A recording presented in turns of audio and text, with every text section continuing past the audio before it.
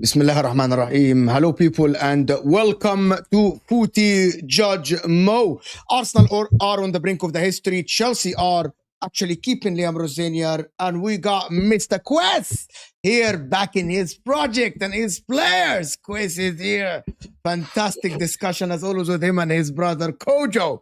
Bro, one of the most calmest people I've seen. Kojo. Never rage, never upset. The only one I think made him rage once is we did a show together. It was an Arsenal fan, wasn't it? Yeah, I think I remember watching that. Yeah, I was there on the panel. It was on your channel, Mo. Who did you get Kojo? Habibi, it was with me. It was me, Kojo. I think you guys, and he was raging. Really? Kojo rage. Yeah. What are you on about? But big up everyone that is here. Like we got the anti-Arsenal himself is here. Of course, he's in the background. But he's going to be joining us, of course, right here. Mr. Sarcasm, City TV, Mr. Flawless is here, of course. Flawless. He never has his camera on anyway. There's nothing. He's going to be joining us. But listen, I want to say that Arsenal are shit. The team is shit. The club is shit. They're going to lose tonight. They're going to lose to City. They are bottle jobs. The club is in disarray. All the players are shit. All the players are shit. You know what I mean? They are bottle jobs. Second again, ole. This is what they do. This is how it is. Arteta isn't even a top 10 manager in the world. He's an absolutely shit manager. You know what I mean? Fabregas is better than him. Company's better than him. Iraola is better than Mikel Arteta. Arne Slot is a Champions League, is a Premier League winner. He's better than him. Risenior can eclipse Arteta, of course, if he stays at Chelsea, of course. Michael Carrick schooled Mikel Arteta when he went to the Emirates and absolutely schooled him. So he is a better manager than him. That is what we need to say. Otherwise, we're absolutely glazing Arsenal. That's what we do. Big up everyone that is here. I'm done. I'm finished. Arne, by the way, guys, Hussam is so. I'm just going to tell all the people at the bottom, sorry. Why is Hussam at the top? You could argue why is Ashraf at the top? He's top of the league.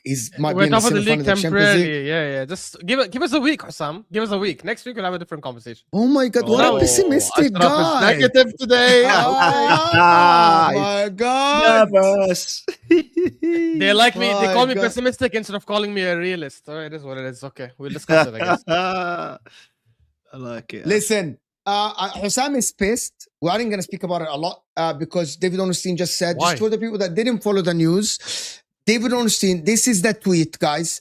all our information that FSG, the ownership, the sporting hierarchy at Liverpool, they intend to stick with Arne Slot even if there is no Champions League football next season. That is the intention, says David Ornstein. So that is why Osam is pissed about Liverpool Football Club, who I'm pissed just because Flawless is on the show. Why? Whoa! I'm just joking. To be fair to Flawless, he was the first one on all the A-listers crew who actually backed me on the slot thing completely. So he's been honest about this from the start. Honest guy. I actually saw him on a Sarcasm City TV Q&A arguing with someone who wanted to blame players. Exactly. Honest. You think so? Flawless, let me ask you before we go to the Arsenal thing and Chelsea and all this stuff. Right. You think the players are not at fault? You think Liverpool have a good squad? I don't want to stay hours on this because we discussed it yesterday in depth. Me, Touchline, Osam, Ahmed, and Lou, and the Man United reaction. We actually do you think that Liverpool have a good team, especially with Salah leaving, Ikitiki now injured? I think it's a good team, yeah. But of course, it's never blameless. When a team's performing poorly, it's never 100% the players and it's never 100% the manager. But when a whole team is performing poorly, you have to look at the manager. It's not like, do you rate these players? Do you rate Van Dijk, Konate, Frimpong? You rate them? Yeah. What level do you rate them to? Premier League winning or top 5? Well, they're better than top 5. Let's get that in there. Because what was the conversation at the start of the season? No one had them below. Walk in the league. I had them winning the league. We all did. So let's not act like maybe we got fooled last season, Flores. Maybe we got fooled. No, maybe we got fooled by having Salah performing to a world class. Like he did. Maybe we got fooled by Van Dijk, Alice, like Konate. Maybe Trent. Maybe we got fooled. Listen, I've seen this plenty of times. We have, yes, but they should be performing better than they are. Where they are is a whole day, but they should be better than where they are. That's the point that I'm making. Yeah, 100%. I agree with you. So that's where I'm at. And we all, and general consensus, we all had them. Not only you mentioned it, they're not winning the league, walking the league. So how do you go from a squad is good enough to walk a league to battling for top 5? It's new information. I'm watching the football, and I don't think. Oh yeah, I think I'm watching Gravenberch not playing well, McAllister not playing well, Salah not playing you're well. missing Flawless's point. What got us to this new information? The tactics only? It's largely, you mentioned Gravenberch. If it's multiple players, it is the manager. Players look like shit. It's on the manager. I think it's mental. Exactly. I think it's mental preparation. To be honest with you, one of the main things from is the manager. Preparation. Yes, it's not from the players. Of course, Salah has watched his crap. He's been better than Bukayo Saka this season. One guy is top of the league because of coaching. The other guy is fighting for top 5. Huh? Can you hand on heart say that Odegaard or Eze have been better than Verge this season? Like fully 100% better. Like it's not Eze, yes. It's not Odegaard. Yeah. Eze, yeah. But I agree with Hussam. I agree with Hussam. I think the squad remember that conversation? Is anyone here Flawless? Quest employs Garnacho. I'm gonna speak for Quest. I promise you. Quest employs Garnacho. I promise you, Quest ain't taking Martinelli to his team. Nah. No, he's not. So, I've already named about 6 players that Arsenal have underperformed. Yeah, but Arteta shit. But Arteta's not a good coach. Pepa has underperformed. Other players. By the way, can I finish? Miles Lewis-Skelly has underperformed. Guess what? Even then, there are people who blame Arteta, despite the fact there are 18 players who are playing well. Tab Habibi, Salah has finished physically and he's washed. Why is team of the season Gravenberch trash? Why is team of the season McAllister trash? Why is our best player Szoboszlai? Why does Konate look like shit? Why does team of the season Kerkez look like shit? The manager. Flawless said this from 6 weeks ago. This is his opinion. Like, it hasn't changed. And he stated it again today. When so many players look like crap, you've got to look at the man in charge. You're playing the numbers game here. And you can look at it from his own club. All these same trash-ass Man United players. With who? An interim. Not even like a wow manager, bro. But let me ask you guys something. So if everyone agrees, if Liverpool gets Xabi Alonso, are they challenging for the league next season? Yes. If Pep and Arteta stays?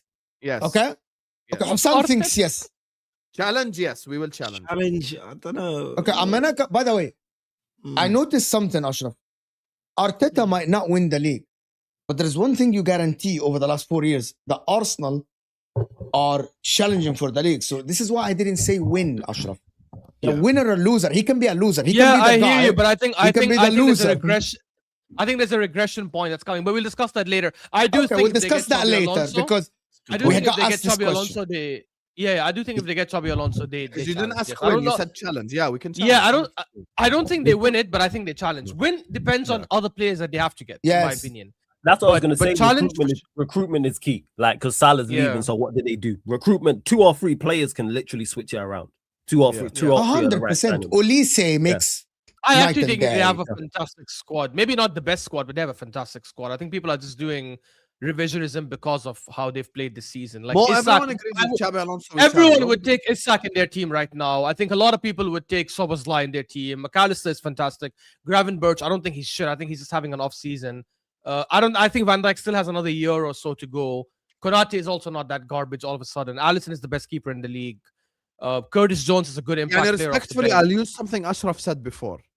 All these players that we consider trash, let's look at who they're linked with. Alexis McAllister. He is not linked to go to Mansfield. Real Madrid want him. Barcelona want him. Gravenberch, same. He's linked to these top clubs. Like when it comes to leaving. Szoboszlai is linked to Real Madrid. It's the truth. I'm giving you actually. Just Google Szoboszlai Real Madrid. Enzo Fernandez linked to Real Madrid.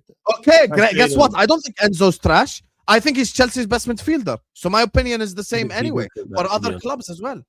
When you look at these players, bro, are these you know who's linked to a shit club? Gakpo. He's linked to Ajax. Can Xabi Alonso? Yeah, exactly. To be fair, Gakpo is linked to a move back to the Netherlands. You wanna know why? Because he's trash. There's a difference between trash players and good players. That's but to be fair, sometimes overrated players like Enzo can be linked with big clubs. Remember when we got Havertz? Havertz was linked with Bayern and Real Madrid. Nobody can convince me Havertz was that good. He wasn't. I think Enzo's like. I think Enzo's exceptional. But McAllister, I agree with you. McAllister, I agree with you. Let me tell you honestly, wallahi, the problem with Liverpool.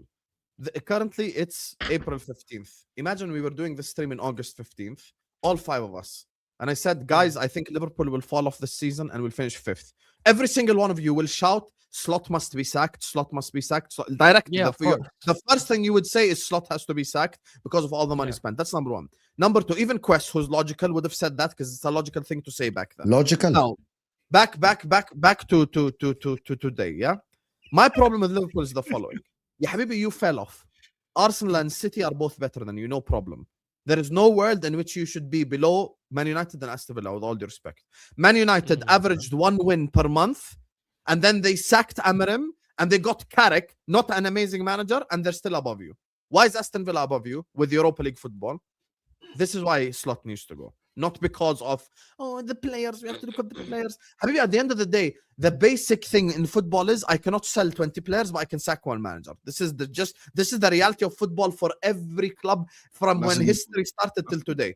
Okay, so if I use your logic, let's sell Konate, and let's sell Gomez, and let's sell Frimpong, and let's sell Gravenberch and McAllister, and let's sell Endo, and let's sell Curtis Jones, and let's sell Isak because he's a flop, and let's sell Verge because he's a flop. Salah is living in the Khalas, I don't have a team anymore. Go buy a whole new 11 so this bald bastard can use the tactics that he wants to do. All of you guys sat there and watched Liverpool PSG before Salah came on. That 4-2-2-2, that's a preview of Liverpool next season. Anfield, the game starts. They sing You'll Never Walk Alone. They're shouting. They're excited. And Arne Slot gives them 0 shots on target until Salah comes on. That's a preview for next season. And I'm supposed to sit here and go like, this is Gravenberch's fault. This is McAllister's fault. This is Salah's fault. This is Gakpo's fault. This is everyone's fault. No, it's the bald bastard's fault. That's the truth. And it's dumbass tactics. And it's my problem with all of these arguments that you guys are making, I'm not denying that some of them are good players. But I think that Liverpool need essential players to be able to challenge. And what I mean, they don't need additions. They need essentials. I think Liverpool need a starting right back.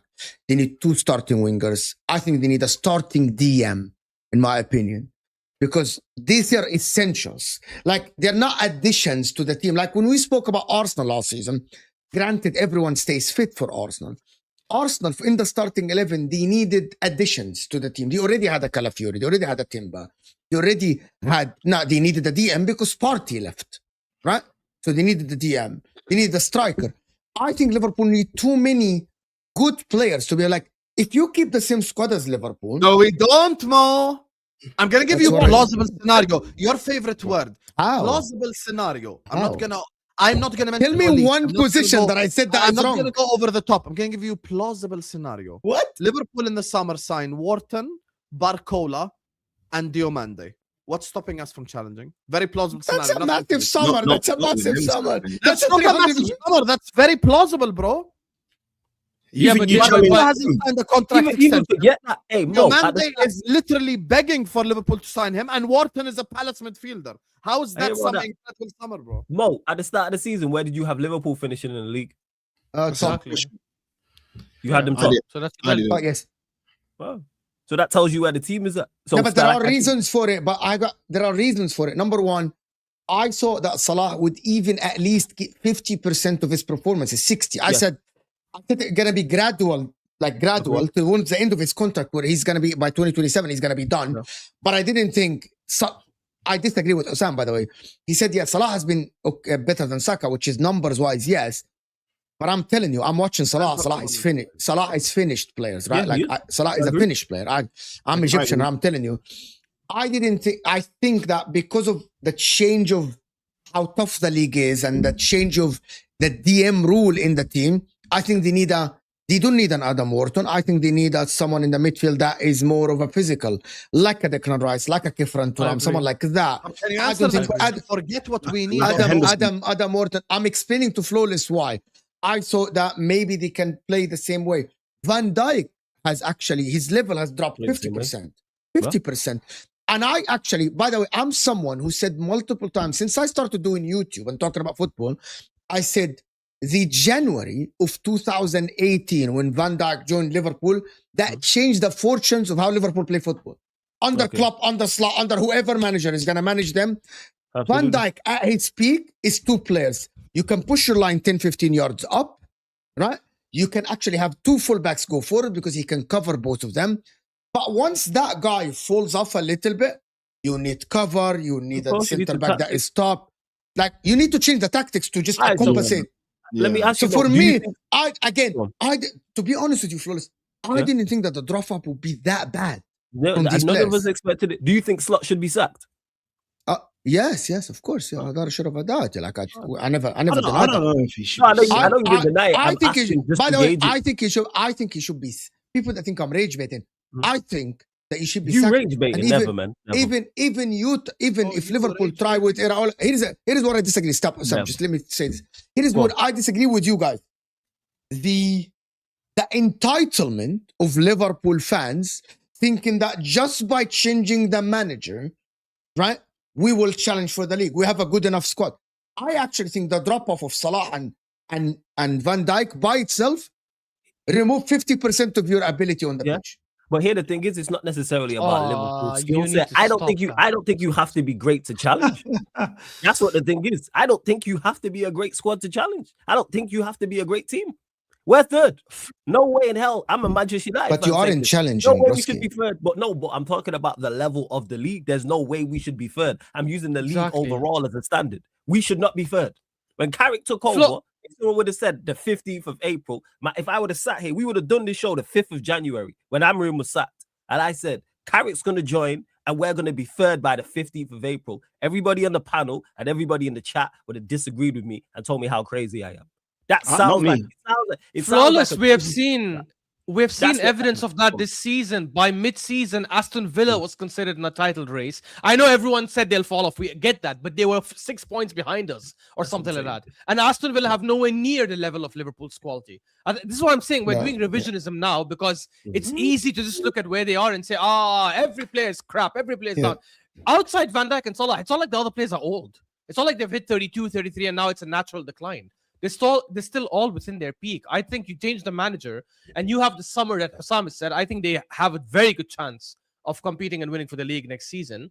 But if they don't sign anyone and just get a better manager, I think they will challenge. Yeah, for sure. Before moving on from Liverpool, challenge for the league? Sorry, last thing. Didn't they challenge? When they finished 5th in 22-23, they signed Szoboszlai and McAllister that summer, right? If I'm not, am I wrong? That was the year. That was the Europa League season. Szoboszlai, McAllister, Endo, and thingy Gravenberch. So look at that. Yeah, I know, but it's just 2 signings, and they went from 5th and one of the worst seasons to challenging for the league and winning the League Cup. So I don't think it's that drastic. The last thing is I just want to hear Quest, because it will lead us to the next topic. Just quickly, Quest, why this Slot shouldn't get sacked? Watch this, guys. Watch this. It's for me. I just think I do agree. I heard you lot on Straight Facts, right? I do actually agree with Simon Jordan in that I do think when a manager earns credit in the bank, I do think he should be given that time. I actually think, if we're really being honest, outside of the footballing context, there's nowhere else in the world that we would have this much lack of patience. But I understand in football, when it comes to competitive sport, there is that notion that you've got to be like on, because people have an insatiable appetite for more. So I get that, right? But in the reality of things, Arne Slot has taken over from Klopp, who ran a dynasty. Like there are very few Klopps in world football in history. Pep, Klopp, Fergie, Arsene Wenger, Mourinho. These are names that will stand the test of time when football is finished with. So it's not like I'm saying Klopp is one of the best and he deserves more respect. No. If I would just be like, I'd give him another season up until maybe like December. If it's not working, cool. We're looking all throughout summer for who we think can take the team on.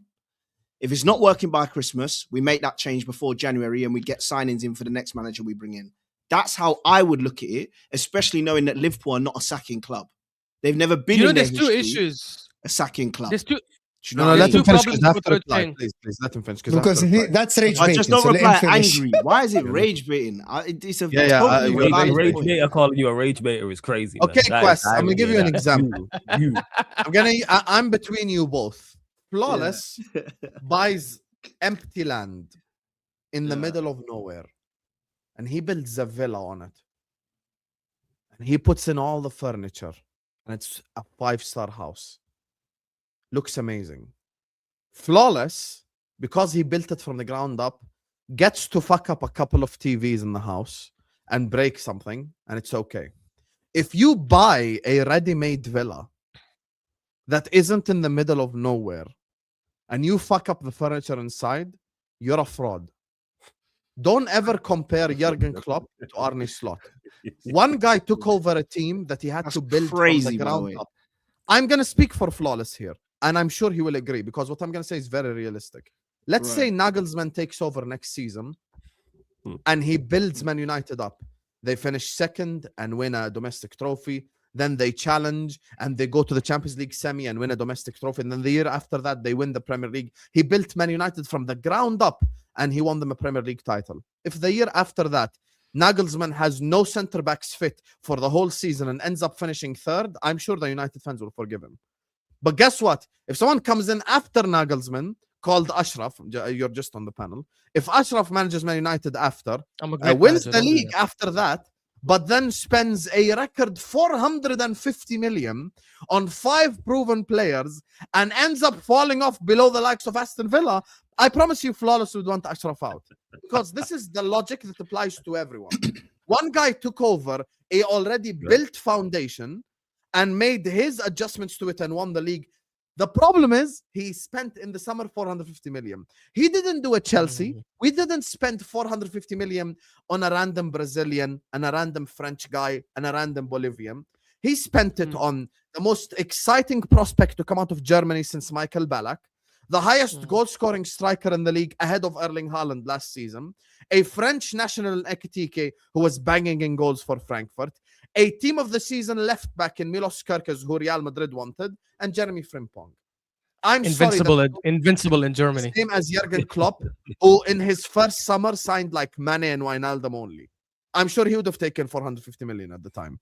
I'm gonna go praying. So I was gonna say I have to move on from Liverpool. I was just gonna say quickly. I was gonna say there was 2 issues with I think what Quest said. One is the first one that Hussam mentioned, which is the drop off was mad. Secondly, history unfortunately doesn't support your argument, Quest, because There are managers in the past that have won, had a horrendous season after. Not even horrendous, sometimes still regressing. Well, Mourinho had a horrendous season after he won the league with Chelsea in his second stint. And Mancini won the league in 2012 for the first time for City in this Premier League era. Right. So season in 2013, sacked him, and the new managers that have come in both situations won the league in their first season. Right, but I'm not saying that it doesn't happen. I know that happens in football. As a Chelsea fan, I know that happens. But what I'm saying is that isn't necessarily... Yeah, Ancelotti for you as well. Yeah. But what I'm saying to you is that I actually think is part of a problem within football. There is a distinct lack of patience in football. And that is, too, a problem. Is that why you are patient with Risenior? It probably lends to the reason why I'm saying I probably have to understand that patience is needed with the new ownership. Yes. Because I didn't expect Roman Abramovich in 2003, 2004 to take over and then win the league the next season. I didn't expect that, but it happened. I didn't expect Mourinho to, in his first season, win the league and then win it back to back. I didn't expect that. I didn't expect Ancelotti to win it in his first season, but he did. There's lots of unexpected things that happen. My point is this, is that actually when you look at teams that have been dominant for a consistent period of time, there's always been patience involved. Now, what I agree with is that you have to earn your patience. I agree. Liam Rosenior, with the results he's getting right now, is not earning his patience at Chelsea. Likewise, I would say the things that Arne Slot is saying, and I said this from last year, I actually don't like Arne Slot, by the way. I think some of the ways he's talked about his players is diabolical. I hated the fact that when Ekitike took his shirt off in that League Cup game last year, he was like, oh, he has to be more mature. I was like, brother, just say you're a granddad and you don't love football and don't understand the game. But I also understand as a manager, you've just won the league off the back of a dynasty you didn't build. And I get Husam's analogy. But the thing is this, somebody building up a house from the foundation, right, has a vision for the way that house is going to look and be maintained. The person you sell it to will have a completely different vision and they will try their own things. And it might not work based on the way the foundation was built in the first place. This would be my thing with Liverpool. If I was a fan, I would be as upset with the club as I would be with Slot. Why? Because when Klopp when Klopp left, Klopp stood in that stadium and said, everybody get behind this guy, right? And then what did the club do? The club went and gave bumper contracts to Van Dijk and Salah, who were at an age where the club should have already had in place replacements ready to go. But they didn't.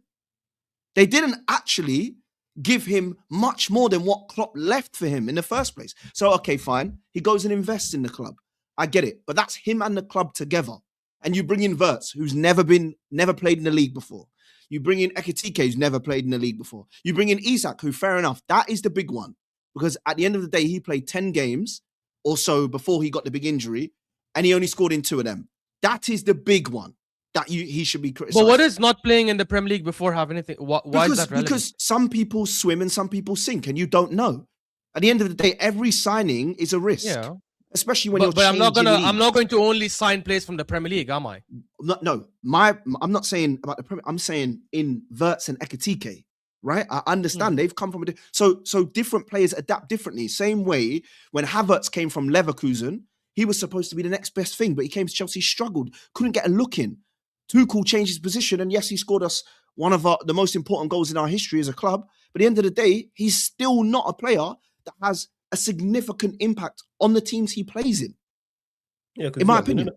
Do you see what I'm saying? So it's not that. So it's not that I'm saying that if Liverpool sacked Slot, it would be diabolical and they should be shamed. No, I just think, to be honest with you, unless you have a definitive replacement with the signings ready to go, you shouldn't be rash in making that decision. And I actually, to be honest with you, my perspective is I think they already are going for Alonso, and I think they knew this before they got Slot, and they just wanted Slot to hold the fort until he comes, to be honest. And I only think that because of the players they signed. One of the most exciting prospects, in fact, 2, Ekitike, who came from the Bundesliga, and Verts, who's played under him, and also Frimpong, who's played under him. To me, it makes sense that maybe their long-term thinking is if we acquire some of his targets, the long-term vision is it might be easier to acquire him. Perhaps that could be a conspiracy theory. But I kind of look at what Chelsea did with Maresca, bringing in Cole Palmer, bringing in Liam Delap, bringing in Lavia.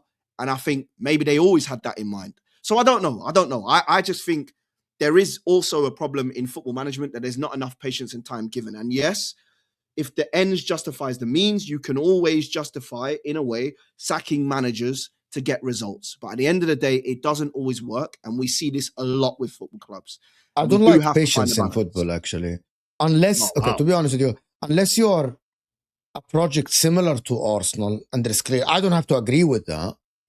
Yeah. For me, if a manager comes into a club and they have the tools to win something or do something, I am demanding success.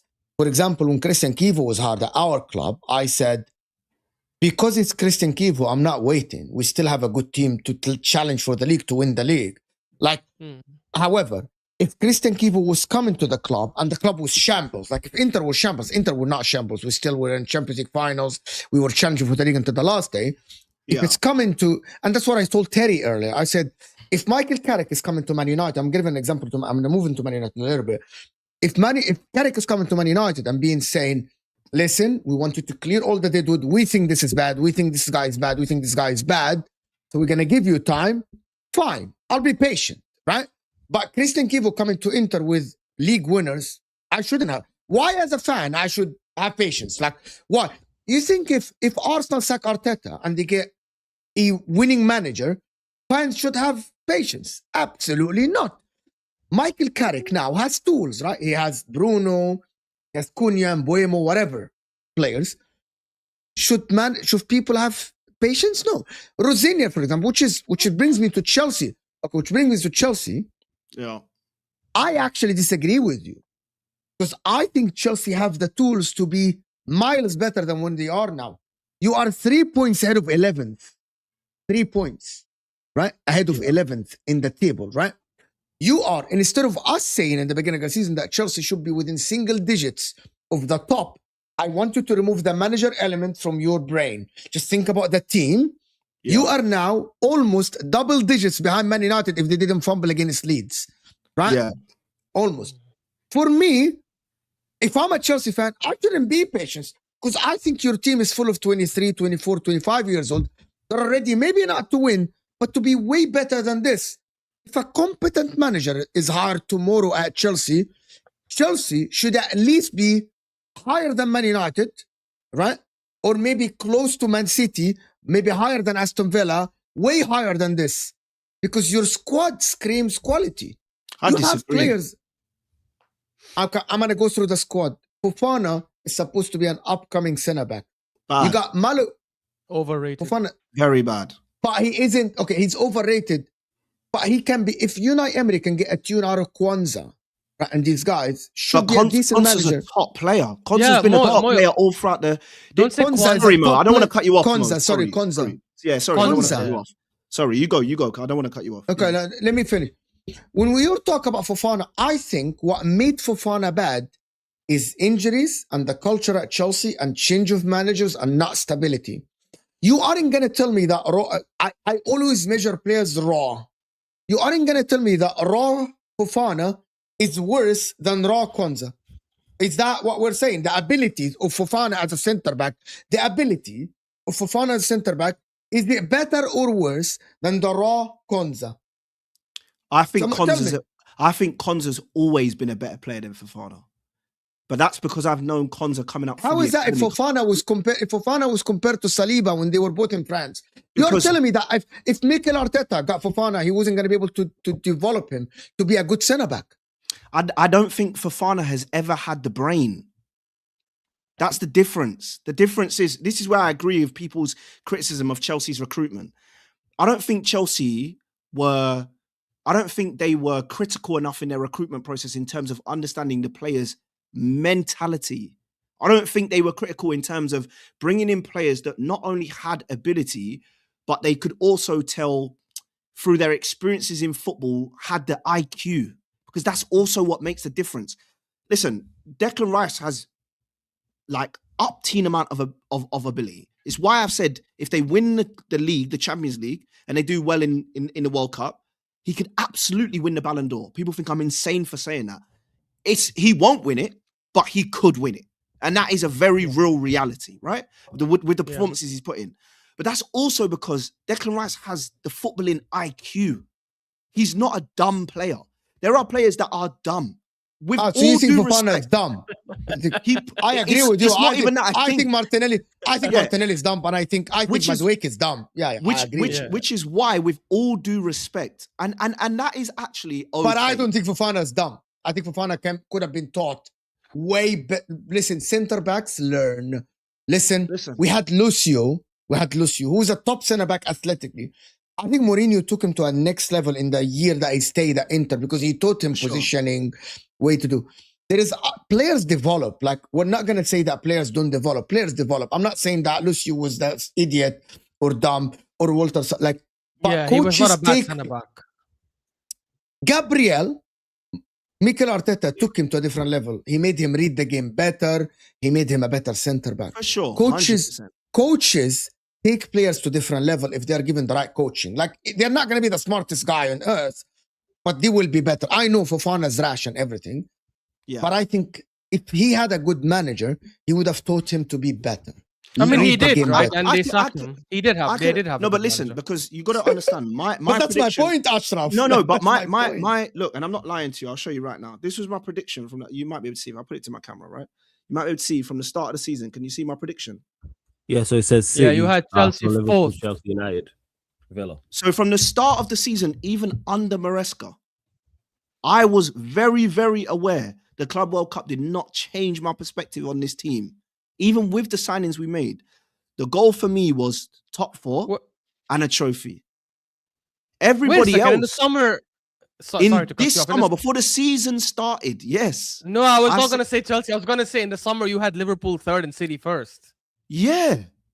Wow, that you actually saw something others didn't see early then. Wow. Generally, because for me, the thing maybe we should listen to this guy, guys. What maybe not. Give time. The fact that he had Liverpool drop off and City win the league, I think that is damn. No, because for me, I again, this is why I said what I said about Slot.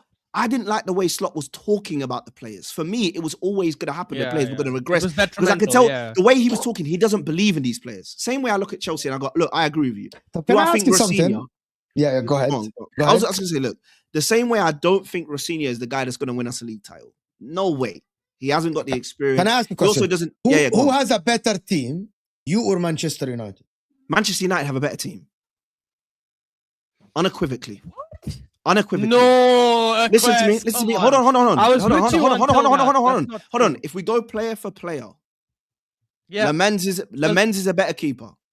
Let Quest chat, man. You can't should see the prediction. I can't argue. I think from the moment they signed him. I'm not arguing. From the moment they signed him. That's why I put United 5th. Even before they sacked Amorim, I knew this. Lamens, when they signed him, I watched the first game. I said, this guy is like a David De Gea, Courtois regen, bro. There's balls he's getting to, keepers don't get to. So for me, that's Lamens because Sanchez is crap. But what about the others? Fine. So then you go right back is arguable. Yeah, I'd probably say Reece James is. No. You got the better right back. You got the better. What I'm saying, arguable.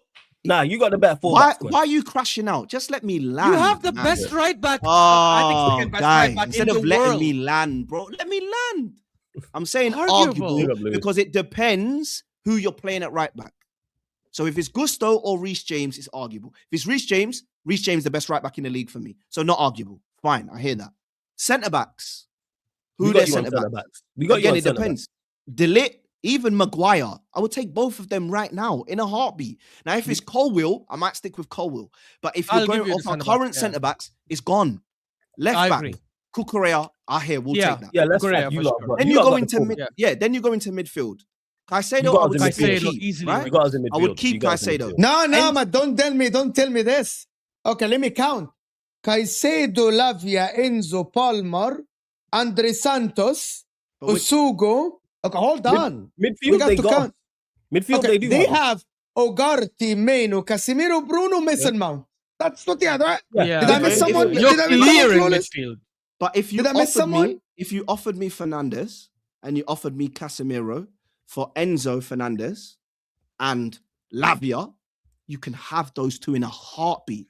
No, wait. Don't do that because Casemiro plays in the DM position versus Caicedo. Okay, fine. So that's what I said. Yes, so I said fine. So I'll keep Caicedo then in my DM position. Okay. And if we're playing two, whatever, 8. And then Enzo and Kobe Mainoo, who are you taking? I'm taking Fernandes and Kobe Mainoo. 100%. It's not about whether I think even Fernandes is a better player. I just think he doesn't fit our system. For me, I've said since he got here and Palmer was here, you can't play both of them in the team. It don't work. Enzo and Palmer, you reckon? They can't play together? You can't have them in this because 2 of them want to lead. And you can only go through one of their styles of play. All right, so say if you play one right, then Quest. Let's say you play go Palmer on the right and then play Enzo central. Do you think that can work? Then I would keep Enzo Fernandes over Mainoo. Yeah, you've got a point. But then even if you're going forward, you get me? Then you go forward, left wing. Forward, we got you. Let's say Cunha. We have you. Yeah. Forward, you can't argue. It's not even close. Yeah, even I would obviously always keep Cole Palmer. But you have the better striker, obviously. Again, even that. Guys, why are we talking about starting 11? Teams are not played by starting 11. We got injuries. You got Neto, Estevao, Palmer, Jean Neto, Pedro. get him gone. Yeah, Habibi, just wait. Don't do this, Mo. You got 6. They got 6 players. Man United still need depth to cover for the left winger. It's all well and good having depth. We don't have depth. They don't have depth. I'd rather have Man United. Left wing, we have Gittins. 3 Man United starting 11. I would take Man United. Sorry, in the front line, I would take Man United. So Ahmad's not better than Neto. 4 over Chelsea's 6. Is Ahmad not better than Neto? I know you're wait, you guys would not take you guys wouldn't take Joao Pedro. Don't do this. I know I would take Joao Pedro. Who's been better? Who's been better this season? Neto or Amad Diallo? Tell me. Diallo. Neto. Neto. I like Diallo more, but Neto's been better. I like Diallo. Ahmad balled out at wing back. Diallo is a 23 years old that plays like an 18 years old. He needs development. Come on. Diallo. That's a whole different. Wait. That's a whole different question. We're not talking about Ahmad's level. We're comparing it to. I'm talking about today. Today you're asking me Amad Diallo or Neto. I'm taking Neto all day. Okay, no way. Based on this season. All day today. Man. This the rate. Hey, Quest don't let ever. How is that rage bait? You're Ballers FC. What does Amad Diallo do for you? No. Listen. Why am I Ballers FC? Hold on one second. Because Amad Diallo, Amad Diallo has like the better touch. Why am I Ballers FC? Because you like ballers. You don't like the guys that actually are effective. Who? No, says who? Name that name. Give me examples. Okay. Do you like Bruno Fernandes? No, that's just one. Okay. I think he's overrated. You don't like. That's one. You like Amad Diallo. But Bruno Fernandes is not called baller. Bruno Fernandes is okay. No, that's his point. He's making. Go on, carry on. So you've named 2 players. Who else? Who do you like, Saka or Mbuemo or Cunha? Say that again. You Saka or 3 Cunha? Players? What, right now? Yeah. Cunha. Right now. Okay. What are we talking about right now? What else? Wait. Hold up. We're not bypassing. Do you like Cole Palmer or Bruno Fernandes? Hold on. Don't do this. I'm asking the question. You're the one who asked the question. Don't do this, bro. Hold up. You like Cole Palmer or you like Bruno Fernandes? We're not bypassing that. Do you think Saka's better than Cunha right now? Not right now, but I would take Saka. Okay then. So if he's not better than him right now, why would you take him over him? Because I think Saka is overall the better player than Cunha. Okay, and I rate Saka, by the way. Not this version of Saka, but I rate Saka. Okay, but then flawless by that same logic. Hold on. By that same logic. Correct, by the way. What's wrong with that? Yeah, which is fair. I agree with that. Now, but by that same... he said he rates Saka, so what's the problem? Yes, that's fair. I agree with that. But I'm not going to lie. I don't think Saka's the same. Guys, you guys, it will expose him the next one. Do you like... Guys, it will expose... No, but wait, more before you go to the next one. 1 second, before you go to the next one. But by that same logic, if Cunha over Saka this season, then by that same logic, Neto over Diallo this season, he's got better stats in every metric. I know both have not had great numbers. So let's add to that. Ahmad was playing wing back for the vast majority of this season. And that's a big and he was playing well at wing back. And guys, I'm going to tell you something. Ahmad Diallo, since he played winger, he's been amazing. Go check it. No, he hasn't. He's been phenomenal. Ahmad Diallo, since he played as a winger, like listen to it. Since Michael Carrick came on, wait. Let me. Since Michael Carrick came on, Since Michael Carrick came on, Amad Diallo has been fantastic as a winger. He's been one of the most effective Don't players forget, in the don't league. forget Mbeumo. Absolutely, 100%. When did Michael Carrick come on? When did Michael Carrick come? Amad Diallo, a bowler on the bro. Mid-January. Amad Diallo. I want you guys to go and check the performance. You ain't gonna rage me, so let's get back to the Ballers FC. So go on, ask me the question. Guys, since Michael Carrick has come on and Amad Diallo started playing wing at the wing, Mbeumo. he's played 1, 2, 3, 4, 5, 6, 7, 8, 9, 10 Premier League games. He's got 0 goals, 0 assists. Yeah, he's got 0 GNA. What are we on about? In terms of production, Yeah, but he was Then how has he playing been better than wing back. Neto? But he was playing So how has he wing been back. better No, than no, he no, wasn't. He was playing right winger on Michael Carrick. Better than Neto. Again, no, don't mix up the two things. We're talking overall this season. Overall this season includes him playing wing back. Has he been poor playing as a winger? Has he been productive? No. I've been calling him out. I've been saying he needs to produce more. But what I'm saying is when he played at wing back this season, yes, he was better than Pedro Neto. Yes. Yeah, but Pedro Neto didn't play as a... No, I want to move on. Flawless. Moving on. 1 second more. Flawless. Pedro Neto didn't play as a wing back this season, so that's not a fair comparison. When you look at what did Pedro Neto do as a winger versus what did Diallo do as a winger, Pedro Neto has had a better season as a winger than Diallo. We're not talking about they both.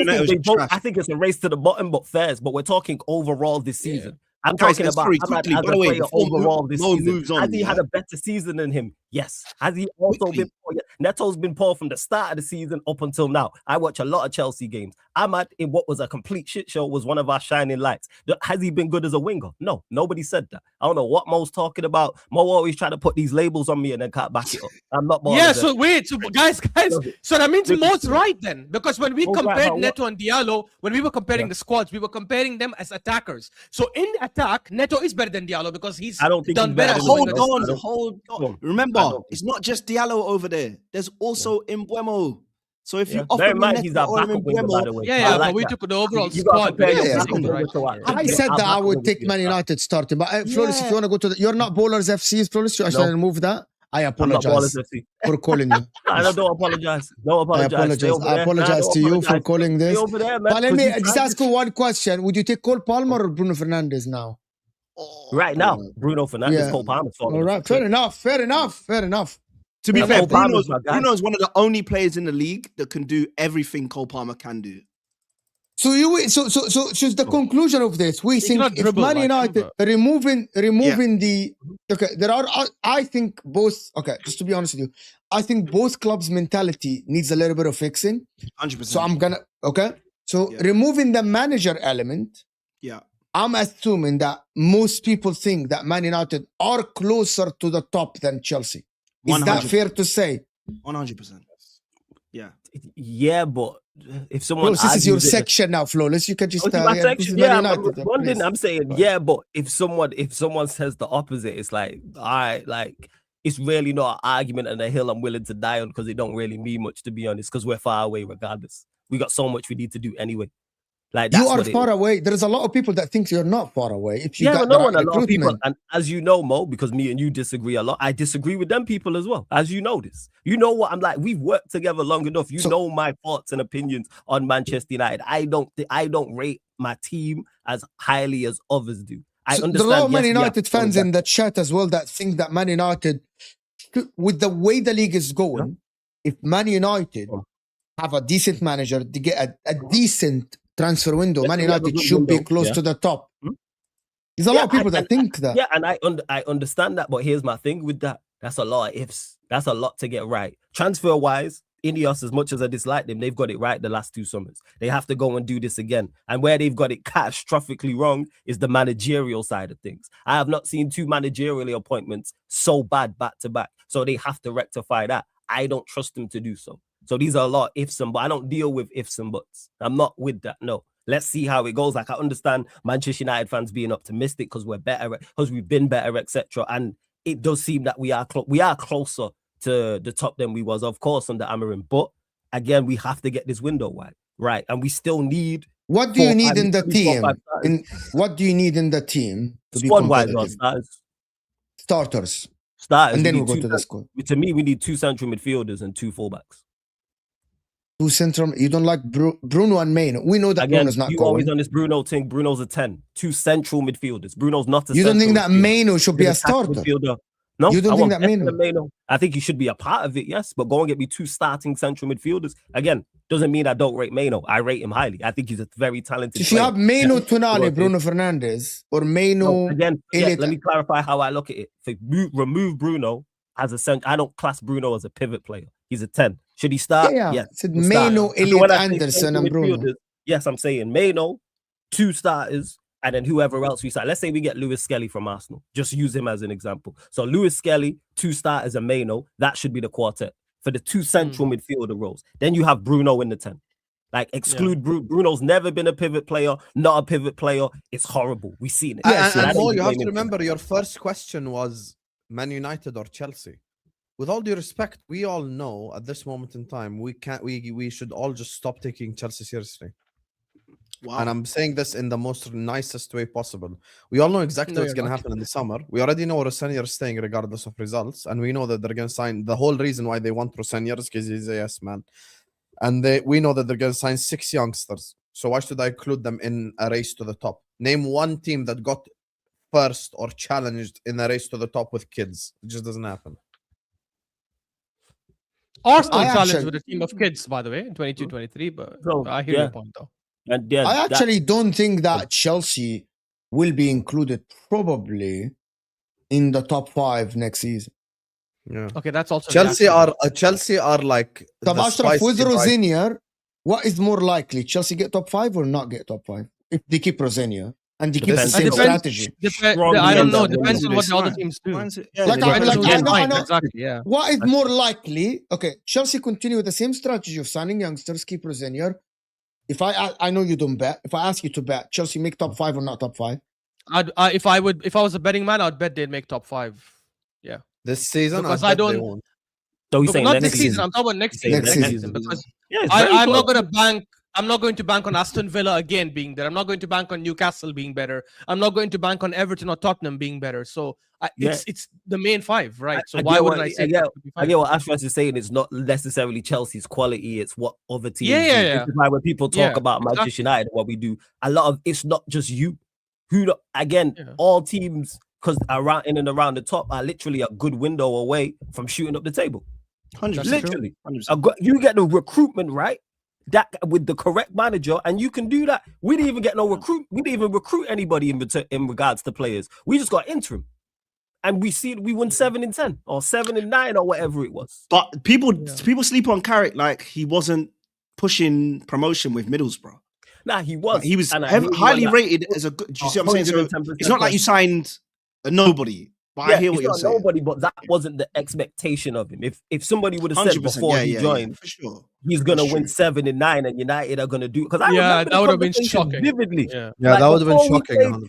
So do you know City? I remember the conversations before we play, and even after we perform well and beat City, I remember the conversations before we play. Not necessarily anyone here, but I'm talking about the general consensus of when we played Arsenal. Oh, it was lucky you beat City. Oh, it was because it was the Manchester derby. Pep's not the same. City have been bad all season. I remember all these things. Then we played the way we gave, and then it was like, oh well, you only get up for the big games. We've seen you lot do this before. Then we won the game after that. There was always something else all the time. So like with Carrick, he even exceeded my expectations. I was saying, hey, just join, steady the ship, see how it goes. Now I'm like Sai saying, yeah, we'll finish third. Like the changes. We'll see. Listen, let me do the super chats, and then I want to ask people a question. I'm gonna come to this. AMT 2 wins at home in the knockout stages since 2010 in 10 games, since 2020 in 10 games. I don't know why they keep hyping up Anfield like it's the hardest place to go. I left this for you, Azam, to come in. So that's fair. That's, by the way, those numbers are impossible anyway. How can we have 10 games in 5 years? One of them we were in Europa as well. He's probably including Europa. Yeah. Europe. Even then, that's still wrong because we got knocked out by Atalanta in the round of 16 anyway, or the quarters. Was it not round? It was the quarters. It wasn't the round of 16. By the way, when you actually look at the context of this, we beat Atletico Madrid 1-0 in the 90 minutes. And then after that, we know who messed up. What's his name? Adrian. So you lost basically. So that's one loss. And then 2020, and then 2021, you lost to Real Madrid. Benfica, we already finished the job in Portugal. We already finished the job in Portugal. So we drew 3-3 at Anfield anyway. Inter Milan, we already finished the job on the San Siro, so we lost the game at home 1-0, and we went through anyway. The other ones, one was Real Madrid, and Vinny Jr. No, 2 were Real Madrid. They came to your ground and beat you 3-1 and 5-2. You said you know your history, so yalla. No, they didn't beat us 3-1 at Anfield. They beat us 3-1 at the Bernabeu. Oh, so they drew with you at. They didn't lose to your ground though. Who knows your history, buddy? Yeah, sit on the floor. What about the 5-2? What about the 5-2? You didn't mention that. Or was that embarrassing? 1920 was Atletico. 2021, that was 2021. That was the season where we had all the injuries.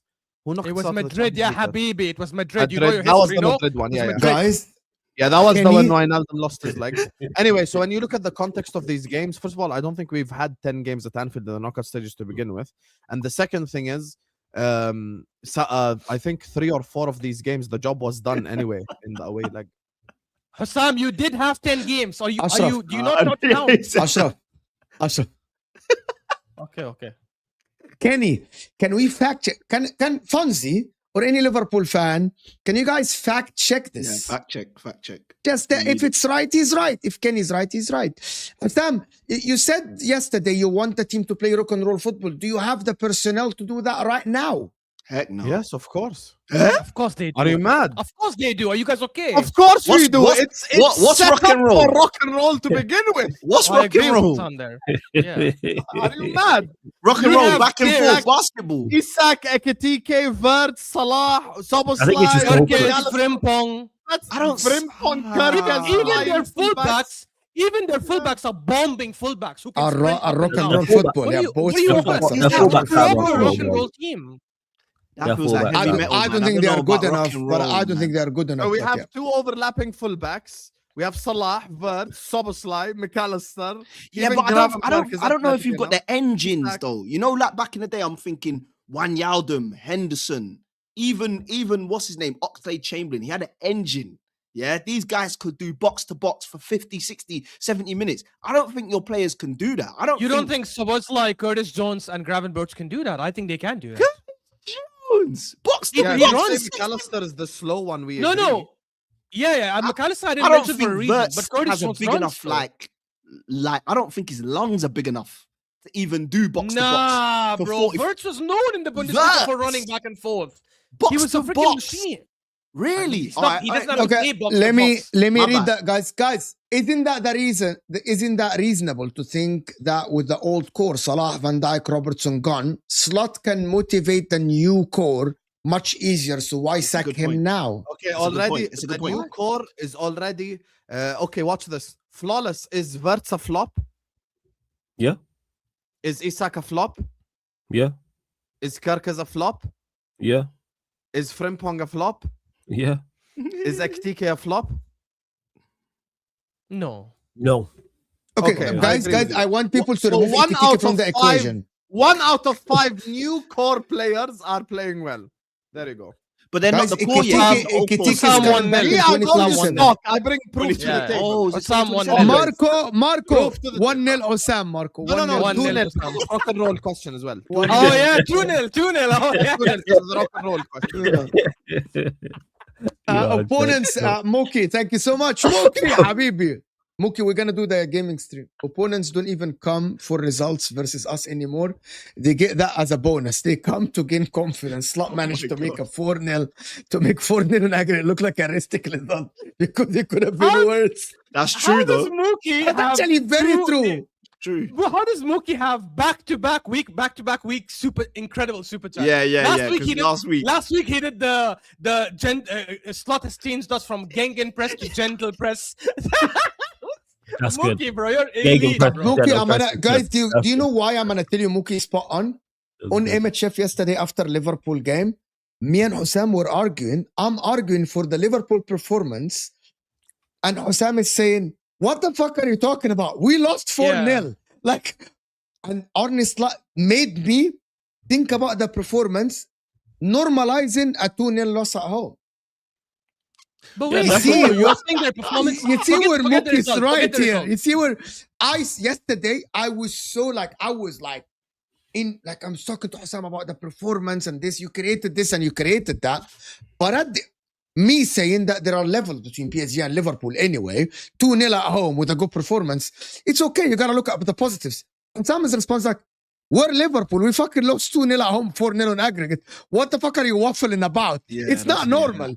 That's not. And I that's don't not think normal. the performance is good, though. I don't think the performance is good. I think PSG. That's not the point. PSG played around with them. The point is, I was looking at the positives. While it's very simple, you lost 2-0 at home, regardless of the performance. That is not normal. It's just you get. We can debate it, me and you, Ashraf, but at the end, they lost 4-0. Yeah, like if you say PSG are better, but we drew 1-1 at home or 1-2-1 at home or something, okay, but we didn't. So Arne Slot made me, Arne Slot brainwashed me to the point that a 4-0 result, I can sit and argue performance instead of me saying that's a fucking sackable offense. Get out of the club. He gave you ammunition for your rage bait, and that's what that was. So you took it on board. Yeah, that's what it is. That's what he did. Yeah, he gave you ammunition and then come here and say what he said. That's what that is. Yeah. Love the chat, but sometimes you need to talk one by one. It was only a minute. It was only me and Flawless just going at it. It happens sometimes. My ears are exploding at times. Just chill and make your points instead of bubbling over each other. Sometimes it happens, but we normally... Man sent a super chat to give feedback. I love it. Appreciate it. But a question. Arsenal get better next season. That takes me to Arsenal topic. Arsenal get better next season is a question based off 100 different things. Do they win the league this year? Do they not win the league this year? Do they not win the league and keep Arteta? Do they not win the league and sack Arteta? Well, like there's 100 different variables. Do they sign Julian Alvarez? Do they sign Kvaratskhelia? Or do they sign Yakuba Mente? The Arsenal situation is the most complex one. Because I'll give an example. If Arsenal win the league this season, great. Arteta finally won. Next season, they'll have a bit of a drop-off normal. Like, it's normal for them to drop off after winning the league. The motivation levels might not be as high, etc. So I'll tell you, they'll drop off a little bit. If Arsenal don't win the league and keep Arteta, I don't think they will get better. If Arsenal don't win the league but sack Arteta, get a new manager, I think they'll get better because they need a new voice. Yeah, I agree. There is so many. Hassan's right in regards. There's so many variables with this. Yeah. But yeah, if they, I'm gonna simplify the question.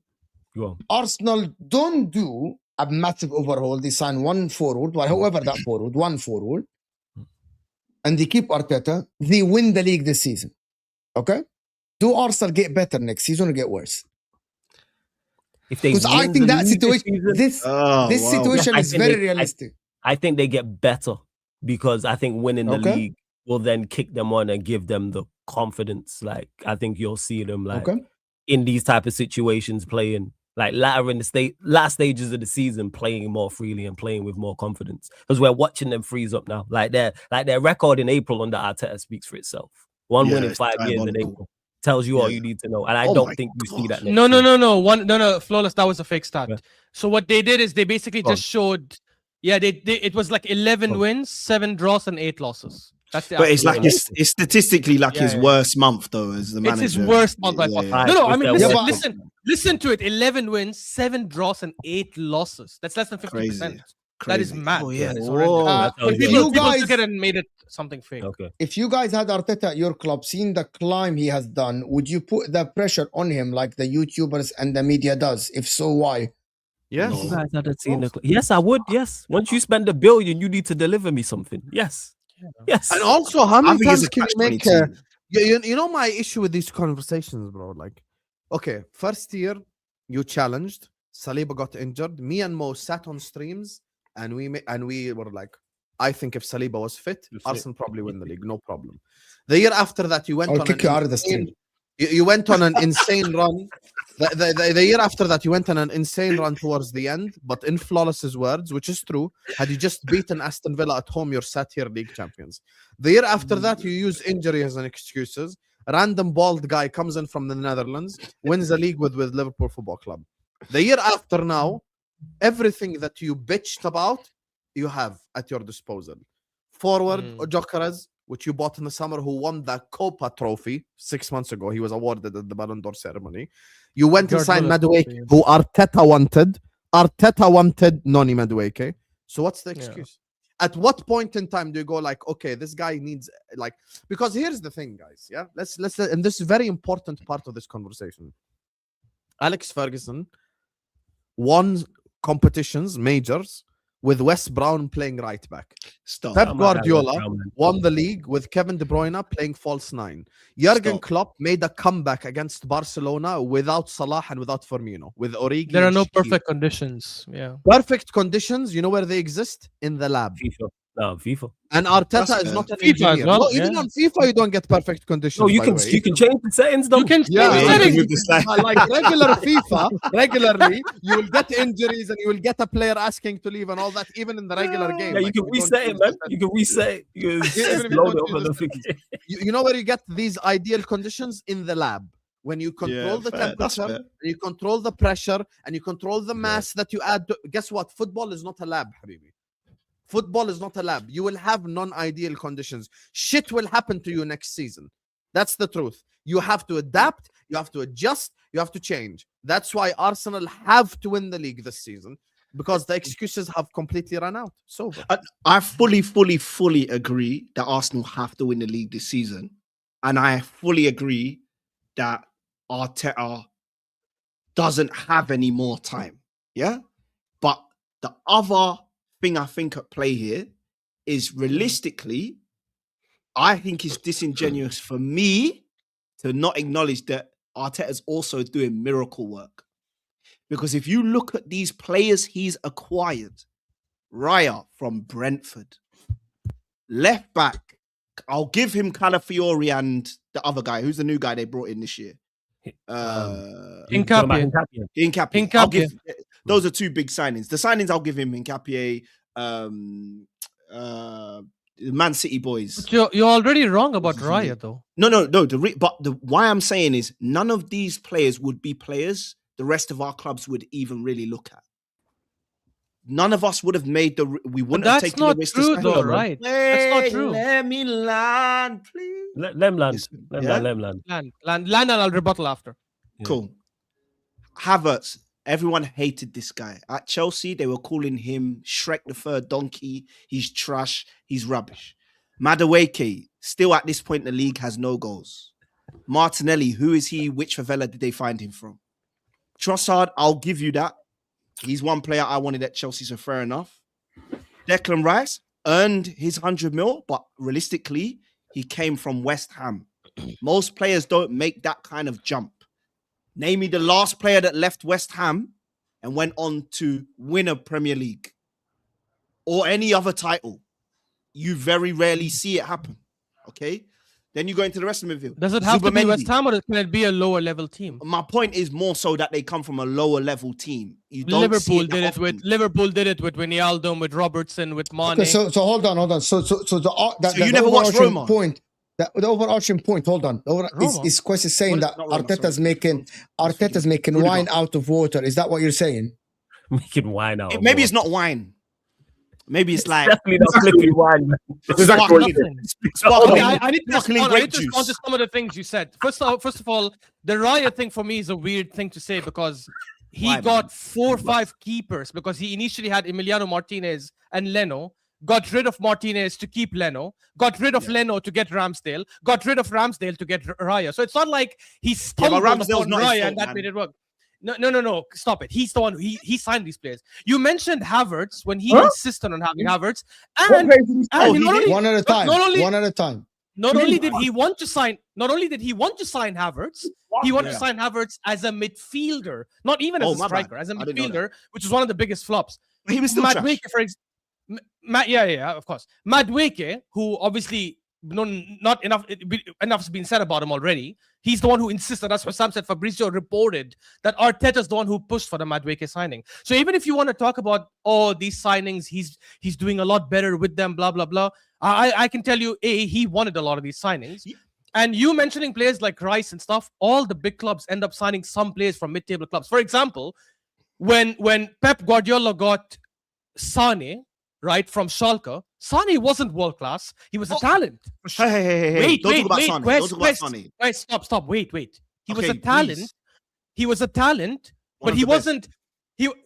I wouldn't say he's one of the best. I think Verge came with bigger hype from Germany. I think Kai Havertz came with a bigger hype from Germany. 4 players from that Schalke side that were all top talents.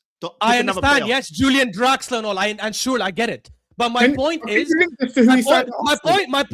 they still came and he turned them into something different. So when you pick the Rice example, So when you pick the Rice example, I don't look at Arsenal. Because which one of the Arsenal players were like that? What? Sorry, repeat that again. Which one of the Arsenal players was Sonny?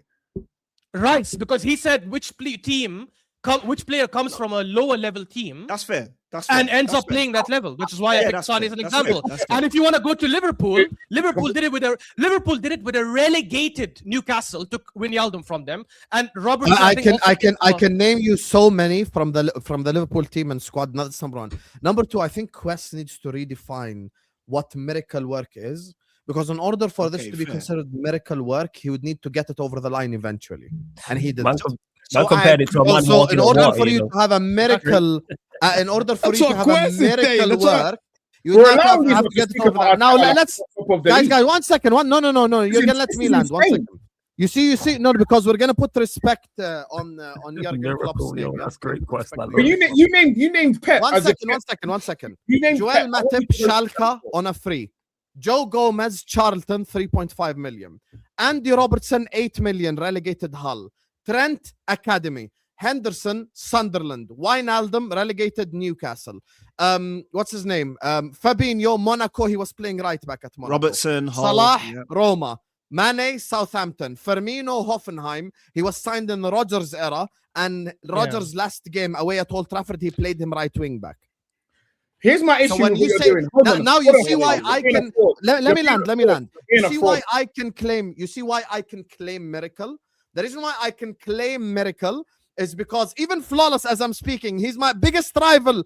Or when it comes to football club, he's agreeing. Why? Because I'm naming players that before they joined Liverpool weren't shit. I will never forget a Italian journalist as soon as Liverpool signed Mohamed Salah, came up publicly and said, just another Juan Cuadrado.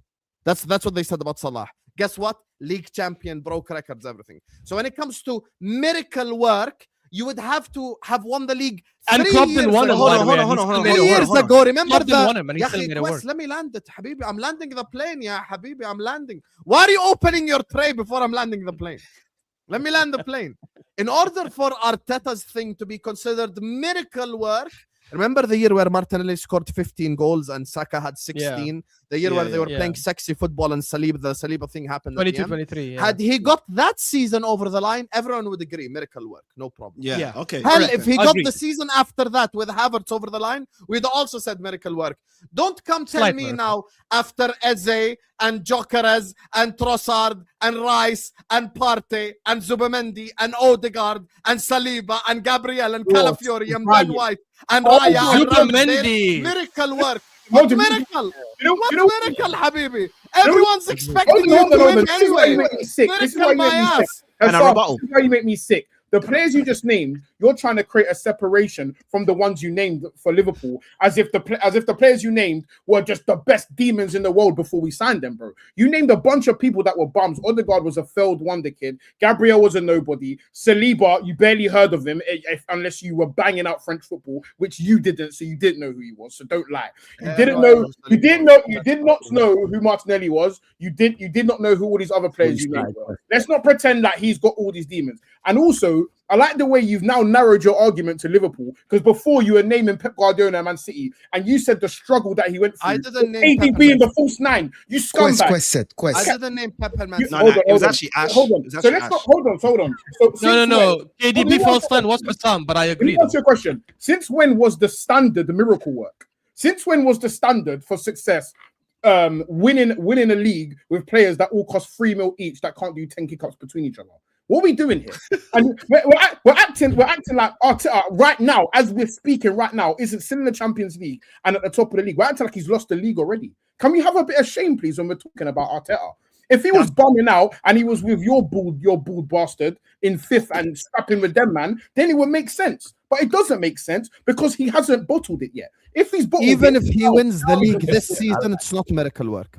No, but can I just quickly? agree Yeah, with the reason why I said miracle work here is because we listen. You're fighting over something you don't even. And he has, and also he didn't. You do don't miracle. even agree on He miracle didn't, work. he didn't do miracle work because the This is the one that said it.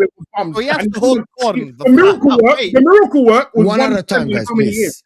How is the miracle work one prem in all the Yes, years? you're a fraud. I hope you know this. You're The miracle Today work your is one fraudulence has prem been in all the exposed. years. Because even That's the the miracle. Arsenal fans don't agree on miracle work. I hope you Hold know. on, hold on. Is that a miracle? One prem in all them years. Hold on, What? let me land my point. Is Let that me land my miracle? point. Sorry, Guess Baz, add the guess what, context. Baz? Don't do that.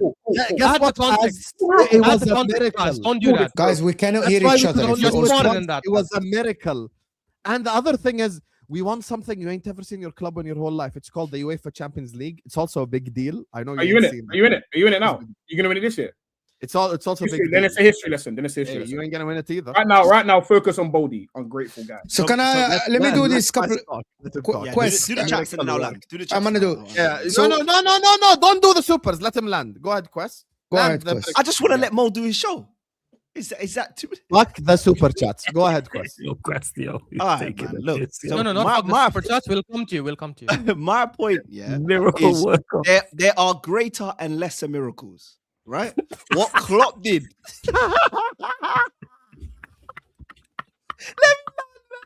Let me land. No, you Go ahead. There's greater and lesser miracles, yeah. What Klopp did from where Liverpool was at was crazy. But like I disagreed with the super chat earlier about like Anfield has always had this mysticism, this atmosphere, the Klopp only needed to tap into that stream. And he did in a real way, and I respect him. He did miracle work there. I respect it, yeah? Same way Mourinho did miracle work, turning Chelsea from a cup team into a league-dominating team, yeah? There's different kind of miracles. For me, the miracle that Did you just say Arteta's Mourinho was a done- miracle worker? Kick him out. So there's levels. No. to miracles, man. What? There's levels of like, Because- so like because- You Because- just said Mourinho at Chelsea was a miracle worker. Wait, Yeah, so the You need first- to kick him out now. He was a No, the terrorist. first two seasons, he took Chelsea from Can a we team not that go was to the history? challenging. Sorry, Yeah, let no, me no, just so be much quick. miracles. Makalele, Lampard, Can we Drogba, not- No. The John reason- Terry, the thing is- Ricardo Same thing Carvalho, with your team as Paulo well. Let me Ferreira, land, Ashley please. Cole. Miracles, Please, man. Nah, I agree with How that. could he There have is done levels. it with that No, team? I agree How? with Quest. There is Guys, levels. There guys, is can we flawless? Go ahead, flawless. And I agree with Quest. There is levels to miracles in it, because like turning water to wine and then feeding 1,000 with a loaf of bread is not the same. So I hear It's what you're saying. different. Yeah, That's what I'm it's trying to say. And the reason why I'm saying that The is only because, miracle what Arteta Arteta has did- done. No, what Arteta has done Well, with Quest these don't be on players, this it's one, not you're just right. about getting to them to the point where they can challenge. Because by the way, a lot of these players he's working with are a lot Why of do you players. keep that saying these players Let like me they're bums? finish, man. But why do you keep saying these Let players me- like they're let me bums? I don't get it. finish. No, that's my point. I'm not necessarily saying they're bums, They but these are think they're all bums. players that had potential.